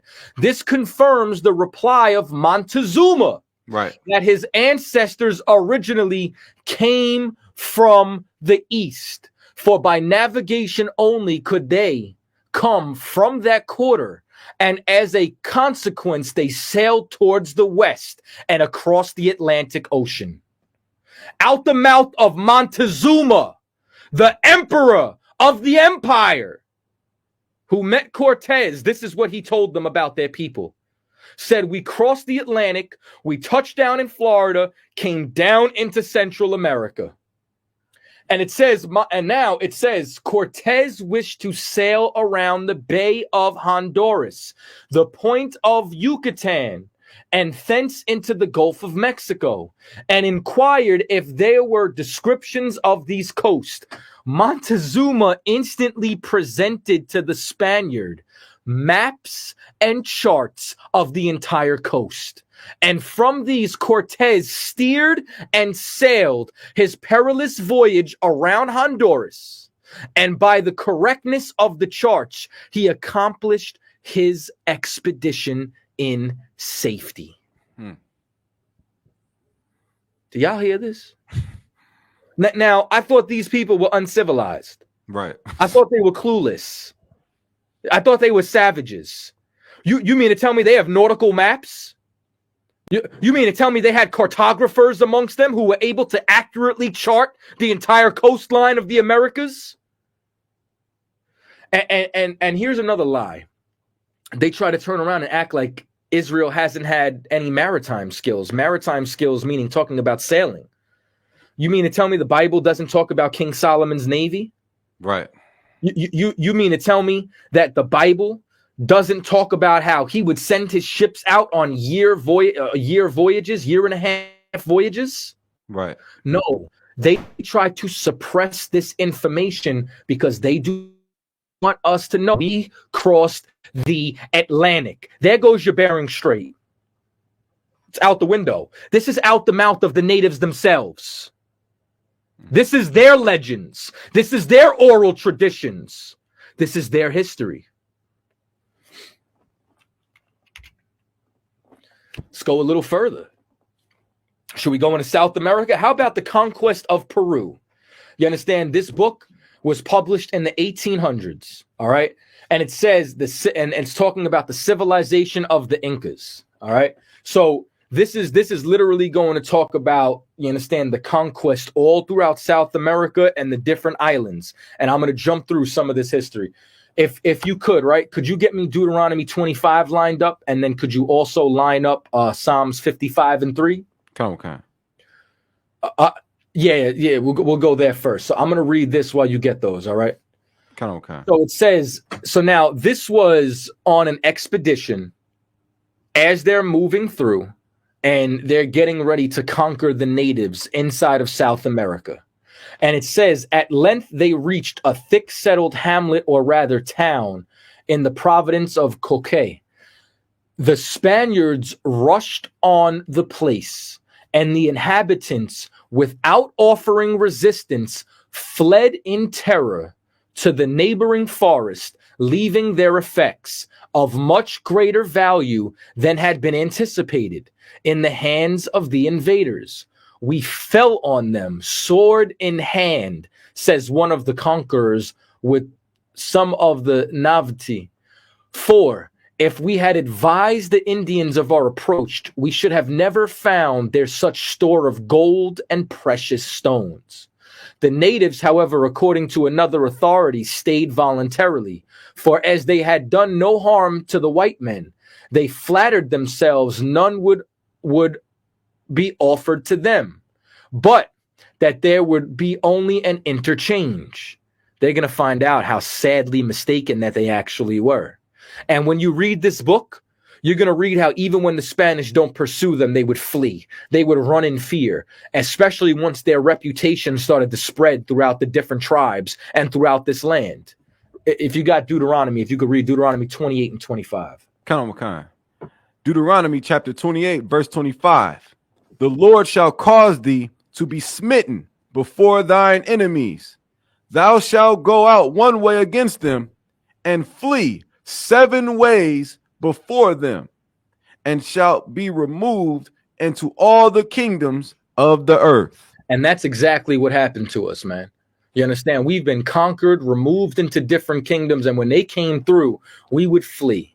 Drop that. Give me Psalms 55 and start at verse 3 for a second. And I'm going to say, it says, of good office with the strangers and an expectation founded, it may be on the good character which the Spaniards had established for themselves on their preceding visit, meaning when the Spanish first came, they were acting like they were peaceable, but in which simple people now found themselves most unpleasantly deceived, meaning what? Now they started slaughtering them. Now they're running down on them with sword in hand.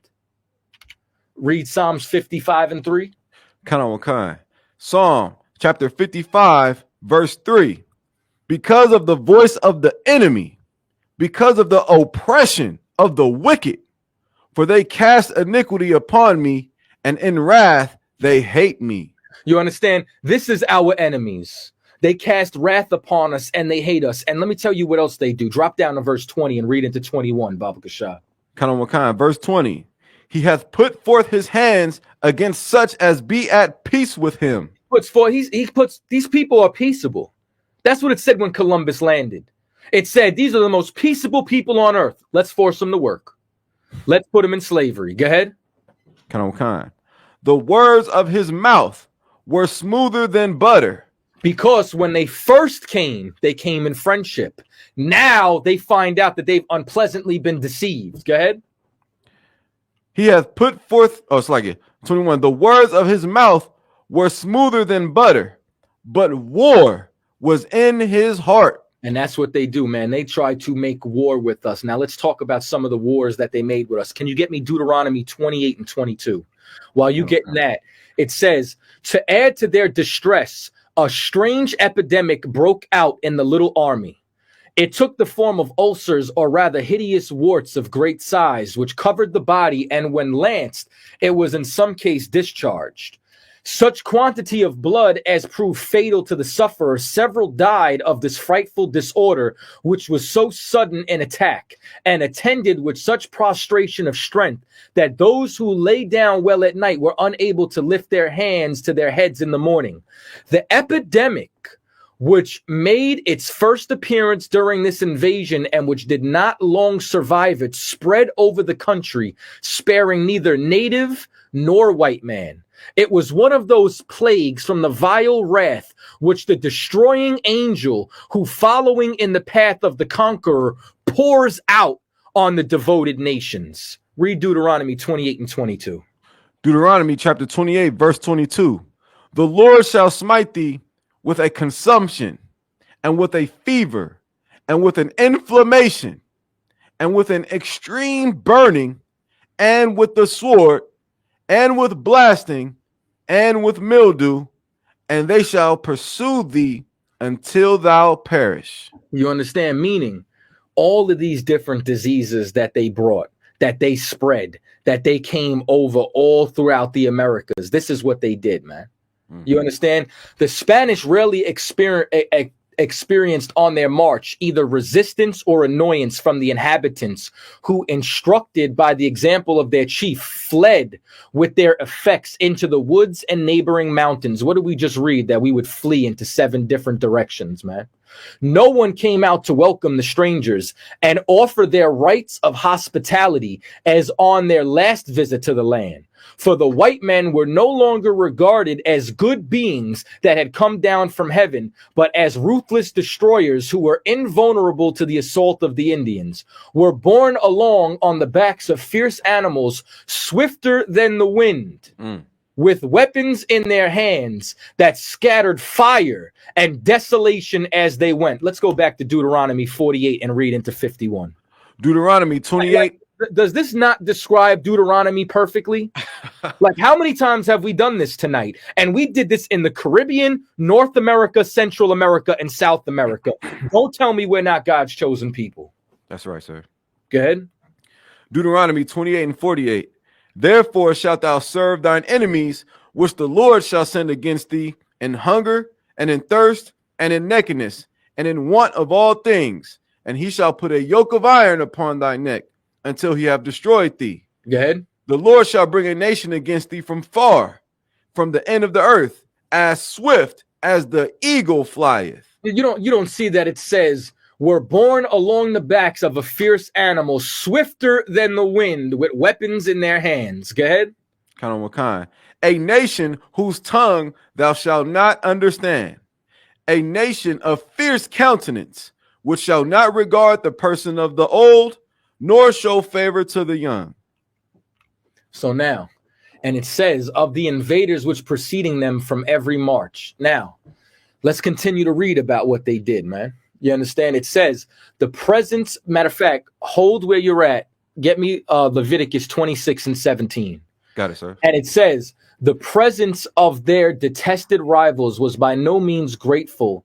The jealous inhabitants of Punya and at prolonged residence of the white men on their island could not but be otherwise than burdensome. You understand? This was a plague that was sent from the Lord.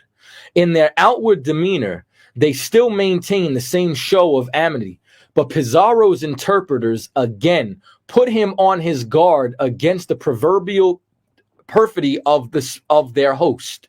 With his suspicions thus aroused, the Spanish commander was informed that a number of his chiefs had met together to deliberate on a plan of insurrection. Not caring to wait for the springing of the mine, he surrounded the place of meeting with his soldiers and made prisoners of the suspecting chieftains. According to one authority, they confessed their guilt. This is by no means certain, nor is it certain that they meditated an insurrection. Yet, the fact is not improbable in itself, though it derives little addition probability from the assertion of the hostile interpreters, meaning that the interpreters was saying this. You know what I'm saying? Meaning that they were hostile against the Indians. They hated the Indians.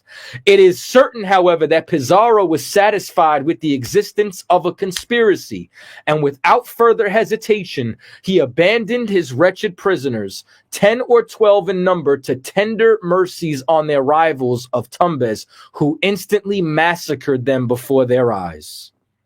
Read on. Leviticus 26 and 17. And I will set my face against you, and ye shall be slain before your enemies. They that hate you shall reign over you, and ye shall flee when none pursueth you. Good. Verse 18.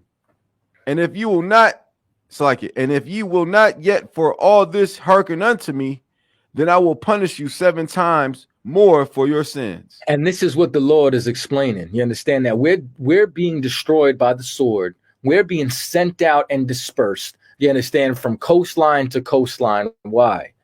You understand? Because we sinned against the Lord.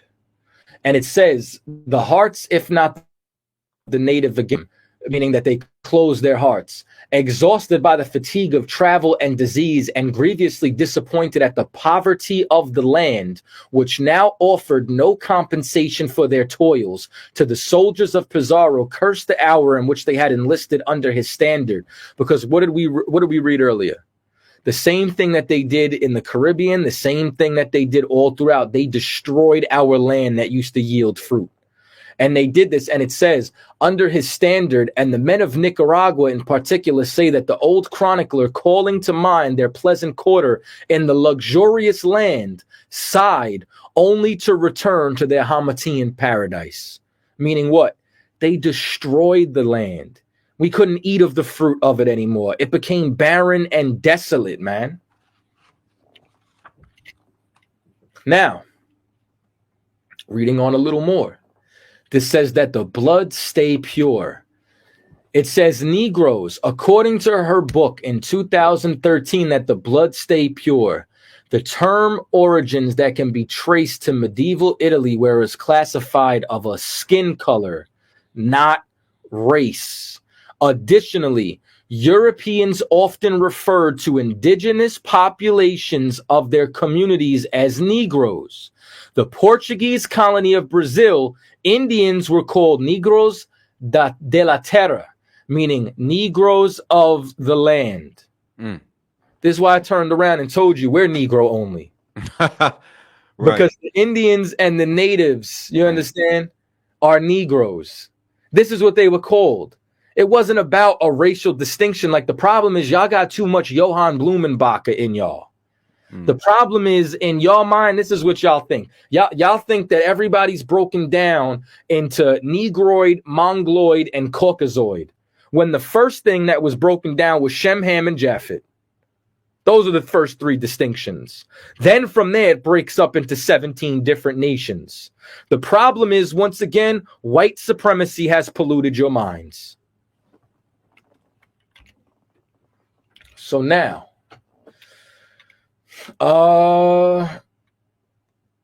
boom, let's start with this. So now, remember, I showed you that the Mexicans went into slavery with ships, the Puerto Ricans, the Dominicans, the Cubans, the Central Americans, the South Americans. But Kataza, what about the North American Indians? In the 1600s, law said the closest Indians were guilty of murder. Chief Lynette, now, just so you know, like, this is what happens when you're in rulership. When you're in rulership, if you find somebody from your town who's been unalived, everyone from your town is supposed to go fall on the next town. Isn't that a law in the Bible? You understand? Like, that's literally the law when it comes down. Everybody always wants to worry about concubines. That concubine law was talking about if the town was guilty. Those are the enemies you go to war with. But you can't understand that being a peon. You can't understand that when you're not in rulership. You can't understand that no other nation should be able to lay a hand on one of your people without consequence. And it says, Chief Lynette Alston of the Nottawa Indian tribe of Virginia discussed Native American traditions, culture, identity at the conference. Alston shared that in October of 1665, according to Henning statutes at large, the laws of Virginia that if an Englishman was murdered, the closest Indian town would be held accountable for the crime. What else would they do? When authorities in 1680 assumed Nansuko had committed a murder, they all reenacted Henning statute and ordered all children under 12 be endangered to the English as servants until the age of 24. And it says, they shall be transported beyond the sea to England or some of the islands, and there bound or sold for 7 years. Let's take it a step further. Transatlantic slave trade. Histories of the transatlantic slave trade typically focused on those enslaved in North American colonies and often overlooked its southern counterparts. Check this out. Yet, not unlike North America, slavery existed in South America even before African slave importation transformed the region's landscape. After Christopher Columbus's discovery of the Americas in 1942, much of South America was divided between the Spanish and the Portuguese with the treaties of Tordesillas in 1494. You understand? Now, when the Europeans arrived in South America, they enslaved the native inhabitants and used them as free labor force on their mines and the cotton, sugar, coffee, and tobacco plantations that were being developed. So whenever you see that post online, right, that turns around and says, when were Mexicans picking cotton? You understand? When were the South Americans picking cotton? Oh, yeah, well, it was about 200 years before they brought Judah over.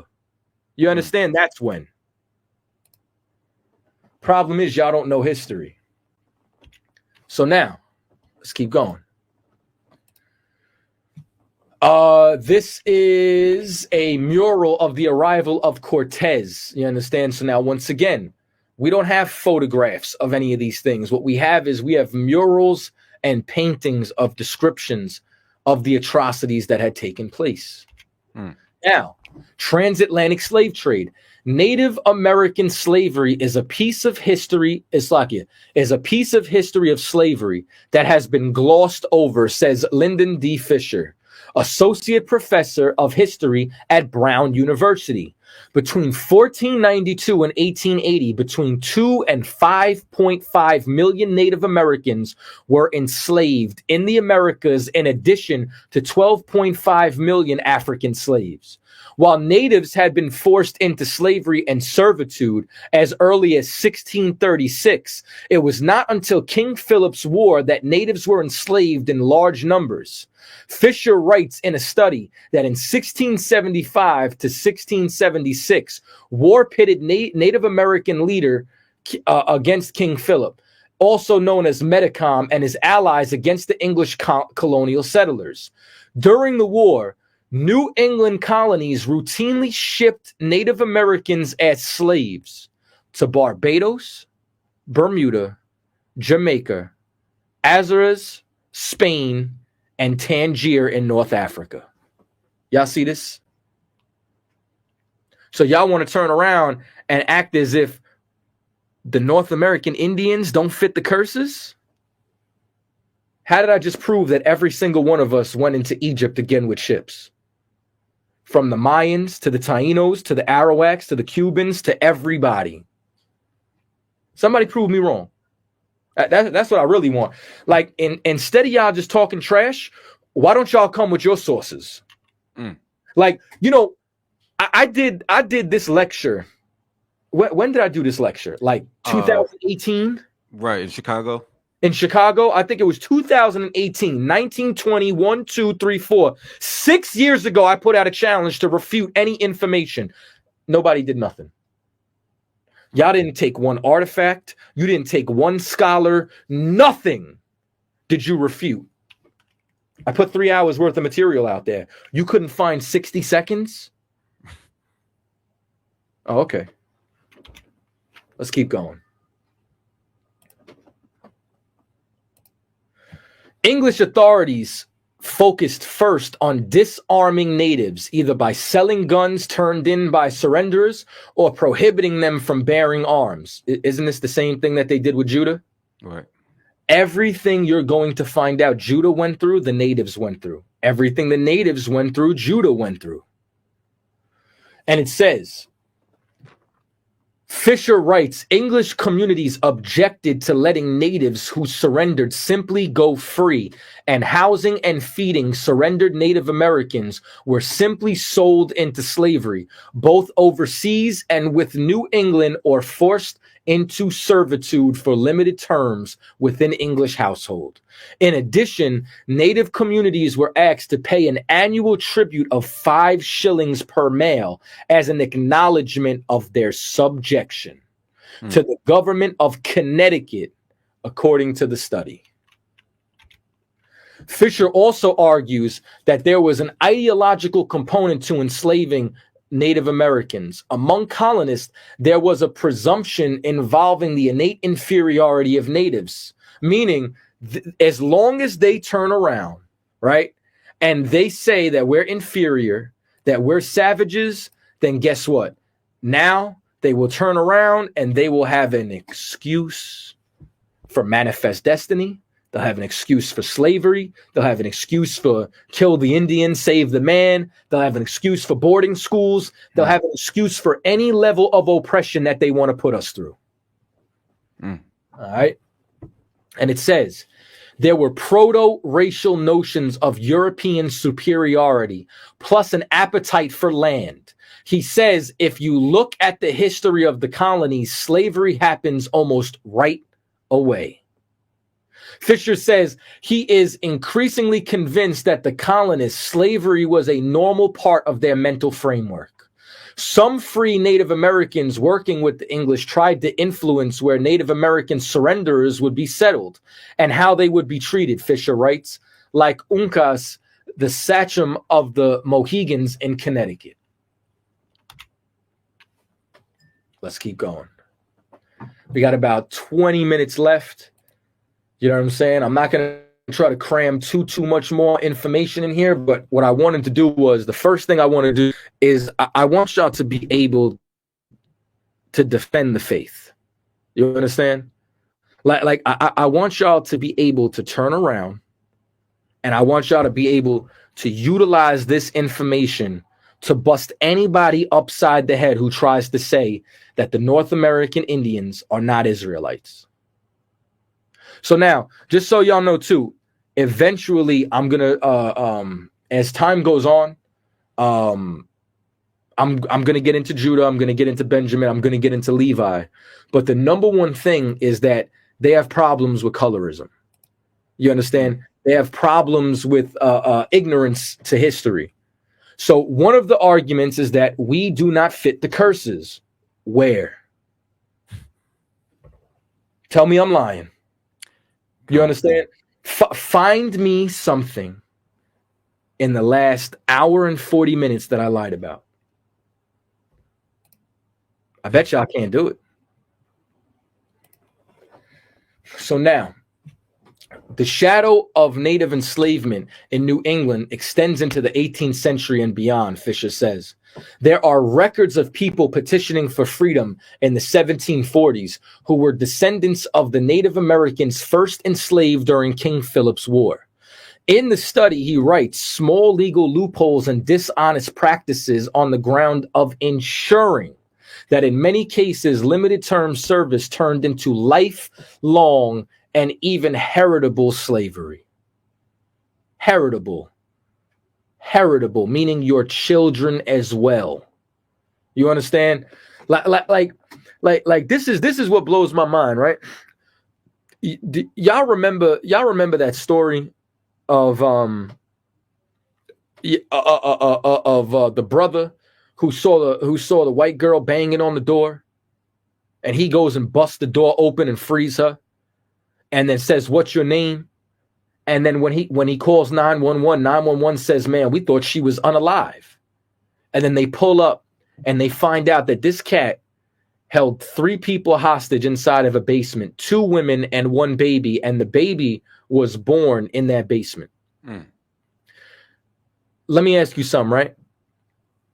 How many charges of kidnapping did he get charged with? You know? Sir. 3. 3 charges of kidnapping. But he only kidnapped 2 girls. Why did he get 3 charges? The child. Because they said the baby was born in captivity. Every Black, Latino, and Native Indian was born in captivity, and they can't see that. Every Black, Latino, and Native Indian is a child of this diaspora, of this colonization, of this oppression. You understand? It's literally been inherited, and they can't see that. And instead, they say things like, "Oh, you're lazy, this, that, X, Y, Z." Instead, they continue to oppress us, push this propaganda, demoralize us, devalue ourselves. When this is what they've done. And they've been doing it since 1492. And this is what I'm trying to explain to you. I only grabbed small excerpts from each tribe. You get what I'm saying? Like if I was to sit here and go over all the accounts, all the hangings, every time they stuck dogs on us, every time there was a massacre or a slaughter, I could teach this class until Christ returns. That's the stacks, the making of books of this oppression. There is no end. This is just a small portion of the history. So now, and it says, a law passed the same year by Rhode Island General Assembly seemed on the surface to outlaw Indian slavery, but Fisher notes in practice that the other laws ensured that native surrenderers were disposed of for the benefit of the colony, with various terms of servitude. For the Native Americans, 5 years of age or younger, their servitude lasted until they were 30 years old. You understand? This is what they do in the prison system. Right. You know what I mean? Like, they make outrageous laws, you know what I'm saying, to have you there forever. Right. So now it says these enslavement practices permanently disrupted the lives, livelihood, and kinship network of thousands of Indians, Fisher writes, and sometimes slavery was simply given another name. I mean, you want to know another name for slavery? Prison industrial complex. You understand? Like this is what they've done. Slavery did not end. Slavery only became incorporated and sophisticated. So now we got about 14 minutes left. You had anything you wanted to add? I did have a precept if I could. Come on with it. Because you were bringing out how basically Native Americans and the Hispanic tribes, you know, so to speak, how they went into captivity and how the knowledge of them going on cargo slave ships is almost suppressed. Like, it's not general information. You don't really learn that. At least I didn't learn that in high school and middle school, that Native Americans and Arawak and Taino Indians and Carib Indians were a part of the slave trade, the transatlantic slave trade, going back to the 1400s. So I wanted to read this in Jeremiah 50:33. It says, "Thus saith the Lord of hosts, the children of Israel and the children of Judah were oppressed together, and all that took them captives held them fast." What I wanted to point out was together. When you look up that word together, I believe it's the Hebrew word is yakad. It means alike. They were oppressed alike, like in the same way, in the same fashion. Judah went on cargo slave ships, and as Captain Cousins has been, you know, proven without a shadow of a doubt, all the tribes went on ships, and which would mean what? That we fit the curses. So I yield, sir. Select. Nah, you straight. I'm gonna end as far as any more information. You know what I'm saying? From that point, I believe we're about like 36 to 37 slides deep. Let me double check right now. Hold on, I'm gonna stop sharing up here. Hold on. Where are we at? Oh no, actually, we're pretty deep, bro. Hey, we're like what? Damn, we made it through 55 slides. Yeah, that's pretty dope. I didn't think we were gonna get through this much information. This is incredible. Amazing. Yeah. So just so y'all know, the next time that I do this breakdown is going to be on Tuesday. What I'm also gonna do is, for anybody who's been watching on Captain Nazariak's, I should have did this earlier, but if any of you are watching on Captain Nazariak's channel, you know what I'm saying, what I need y'all to do is subscribe to our new channel. So we have a new Cross the Line channel where we're rebuilding. So if you want to be able to catch this, everybody over there, what I want y'all to do is click the link that I'm going to put in the chat right now and subscribe to this channel.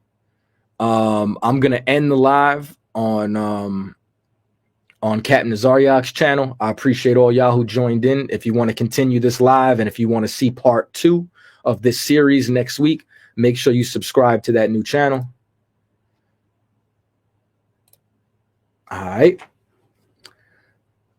And now we're just live on this channel. Outside of that, you know what I'm saying? So what I basically, just for everybody who's still with me, everybody who's over here, what I want y'all to know is that I'm going to be breaking this down into different pieces. So the next time that I break this down is going to be continuing the curses, continuing, you understand, the punishments that the Lord put on us. From there, I'm going to go through our migration from the Assyrian Empire into the Americas. And then from that migration, I'm going to go through Arsareth, what Arsareth really is, what Arsareth really means. I'm going to go through Christopher Columbus, his voyage, you know what I'm saying, everything that he did and transpired as far as, you know what I'm saying, his dealings with Spain, and how he really, Christopher Columbus was not Italian. He was actually from Spain, and he was a converso, meaning he was a new Christian, which means he was Jewish. He was a part of the Sephardim from Spain, but he was one of the ones who converted. That's right. So there was a Jewish community that was inside of Spain that originally was us. And then what happens is, through them converting and coming into the community, when the Inquisition started, they started to push us out first. And then the people who stole our identity in Spain, in order to keep their titles, their lands, and to not be oppressed by the Spanish Inquisition, what they did was they converted to Christianity falsely, when it was really Jewish men who funded Columbus's ships, voyage, journey, and all that. For anybody else who joined over here, man, make sure that y'all subscribe to this channel. Also, not only subscribe to this channel, hit the bell so that you'll get any alert when we go live. Share this, share this with your friends. Tell a friend to tell a friend to tell another friend. And what else goes on is, so once I get past the migration, I'm going to destroy the Bering Strait theory. I'm going to show you about the actual migration legends that the Indians themselves said, all the natives of the Americas, when they were talking about where they came from directly. And then once we get past that, then I'm going into all the archaeology as to who we are. And then once we get past all the archaeology, I'm going to show you what they did to suppress this information. So I'm going to break this up into a couple of different portions. What I'm also going to do is I'm going to share the link to the StreamYard. If anybody has any questions that they want to come on towards the end, you're more than welcome to in the last few minutes of the show. You know what I'm saying? Unless you got anything else to add, Tabawan. No, that was, I mean, I watched the lecture, but I mean, going over what you're going over, sir. I mean, I don't understand how anybody could speak against the information that's being brought out. It's ridiculous. Bro, crazy. it's really just that hate that we talked about in the beginning of the lecture. It's that from the 1500s there was royal decrees to make sure that Judah and Ephraim never united, that black and brown never came together, that they would keep us separated.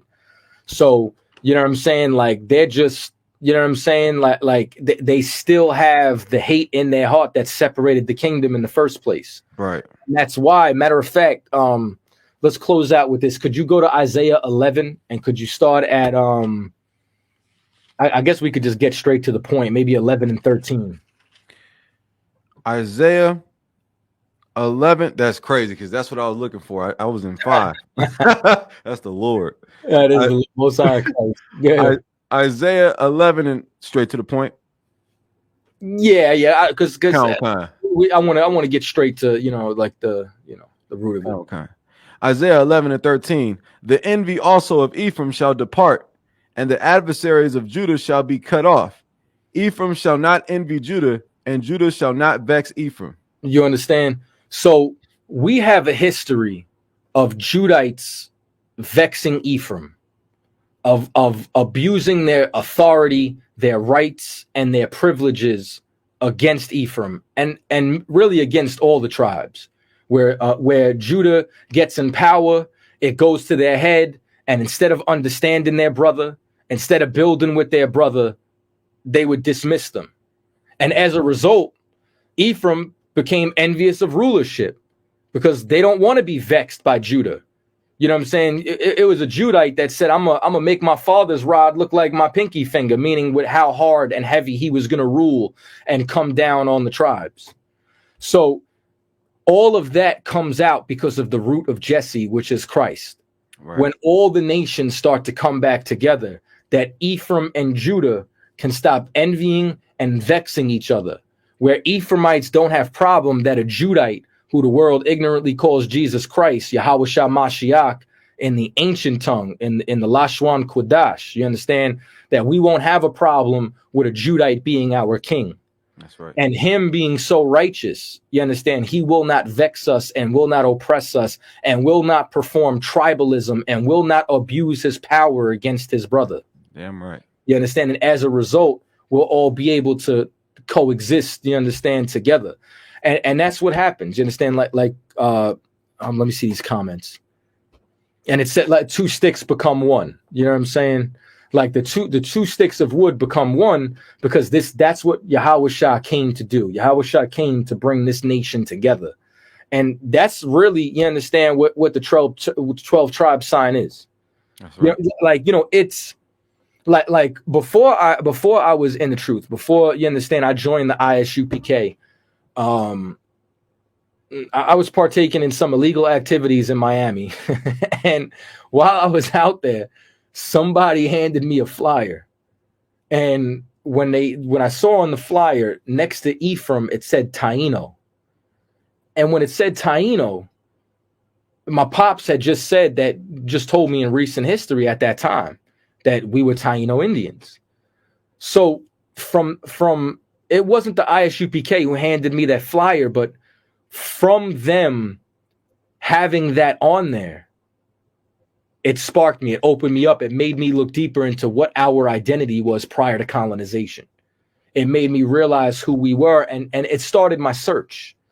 And I didn't come into the UPK till 10 months after I got that flyer. You know what I'm saying? And I think even the way I found the UPK was a miracle, because back then we didn't have a lot of videos out. And it was actually a cell phone of Captain Hamakabath teaching Somalians on the side of the camp. I don't know if you remember that video. I remember that. Kind. And it was in the middle of Times Square, and the Somalian was holding the phone, and he was with his partner, and he was asking questions, and Captain Hamakabath breaking it down. Somebody put General Hazayun's number in the comments, and I called. You know what I'm saying? I had a conversation with the brother, and he was so sincere. He won me over because I was hard-headed, bro. Like he's like, come to class. First of all, class, bro, class. So now me being from New York, me being arrogant, you know what I'm saying? So forgive me, you know what I'm saying? But I turn around and say, all right, how much? You know what I mean? Like, you talking class. All right, how much you want, bro? Like, and he like, it's free. I was like, how free? Like, free. I'm like, what's the catch? Now, instead of him losing patience with me, he said, listen, brother, there is no catch. He's like, our people is in hell, and nobody else is going to give them this information except us. So from him saying that, he won me over. And then he said, call Officer, Shawar Allah. I was like, first of all, officer? You know, in my head, I was like, me no talk to police. Like, you know what I'm saying? I'm like, I ain't calling an officer. And then that was the second strike. The first strike was class. You know what I'm saying? Then the third, Shawar, I probably could have dealt with. You know what I'm saying? Shawar sound like, you know what I'm saying? Like my nigga Ratchy from the hood or something. Like, but Ya Allah, Shawar Ya Allah, it sounded so foreign. It was too hard to digest. I never called. Yo, no joke. A week later, General Haas called me. And we don't call nobody back. Right. Nobody. This was the Lord. A week later, he called me back and he said, hey, brother, did you call? I said, you know what? I did not. I ain't even gonna hold you. I said, what was the number again? I'm gonna call right now. I called, and ever since then, you know what I'm saying? Y'all been stuck with me. But, you know what I'm saying? Like, but all of that started because of that sign. All of that started because I was able to identify myself. And then through that identity, you know what I'm saying, was able to find the rest of the truth. You know what I'm saying? So Barakat the Yahweh, I was shot for that. But that's how important that this is. This is a pillar. You know what I'm saying? This is an absolute pillar. You know what I'm saying? In us coming home. You know what I'm saying? And I don't know if you had anything else you wanted to close out with. Sir. I think this is an excellent installment of what you breaking down. Excellent. Well, Most High in Christ. Listen, Tabawan, I appreciate you, you know what I'm saying, pulling up. I don't know your availability Tuesday, but you more than welcome, you know what I'm saying, to come back. I'm gonna try to have Officer Dawada here as well. I would have called him tonight, but it was such short notice. So you know what I'm saying. I know you a little freer than him. You know what I'm saying. So that's why I kind of hit you on the fly. The water for having me. No, most on Christ. The water for pulling up, the water for reading, the water for expounding, and I'll keep updating you on the information I put in the slide. You got access to the slideshow now. Okay. And you know what I'm saying, I'll let you know what time Tuesday, you know what I'm saying, that could work out for the both of us. Okay, sir. You know what I'm saying? The water for everybody who joined, like, share, subscribe to the new channel. This is where Cross the Line will be live at moving forward. You know what I'm saying? And with that, shalom. Shalom.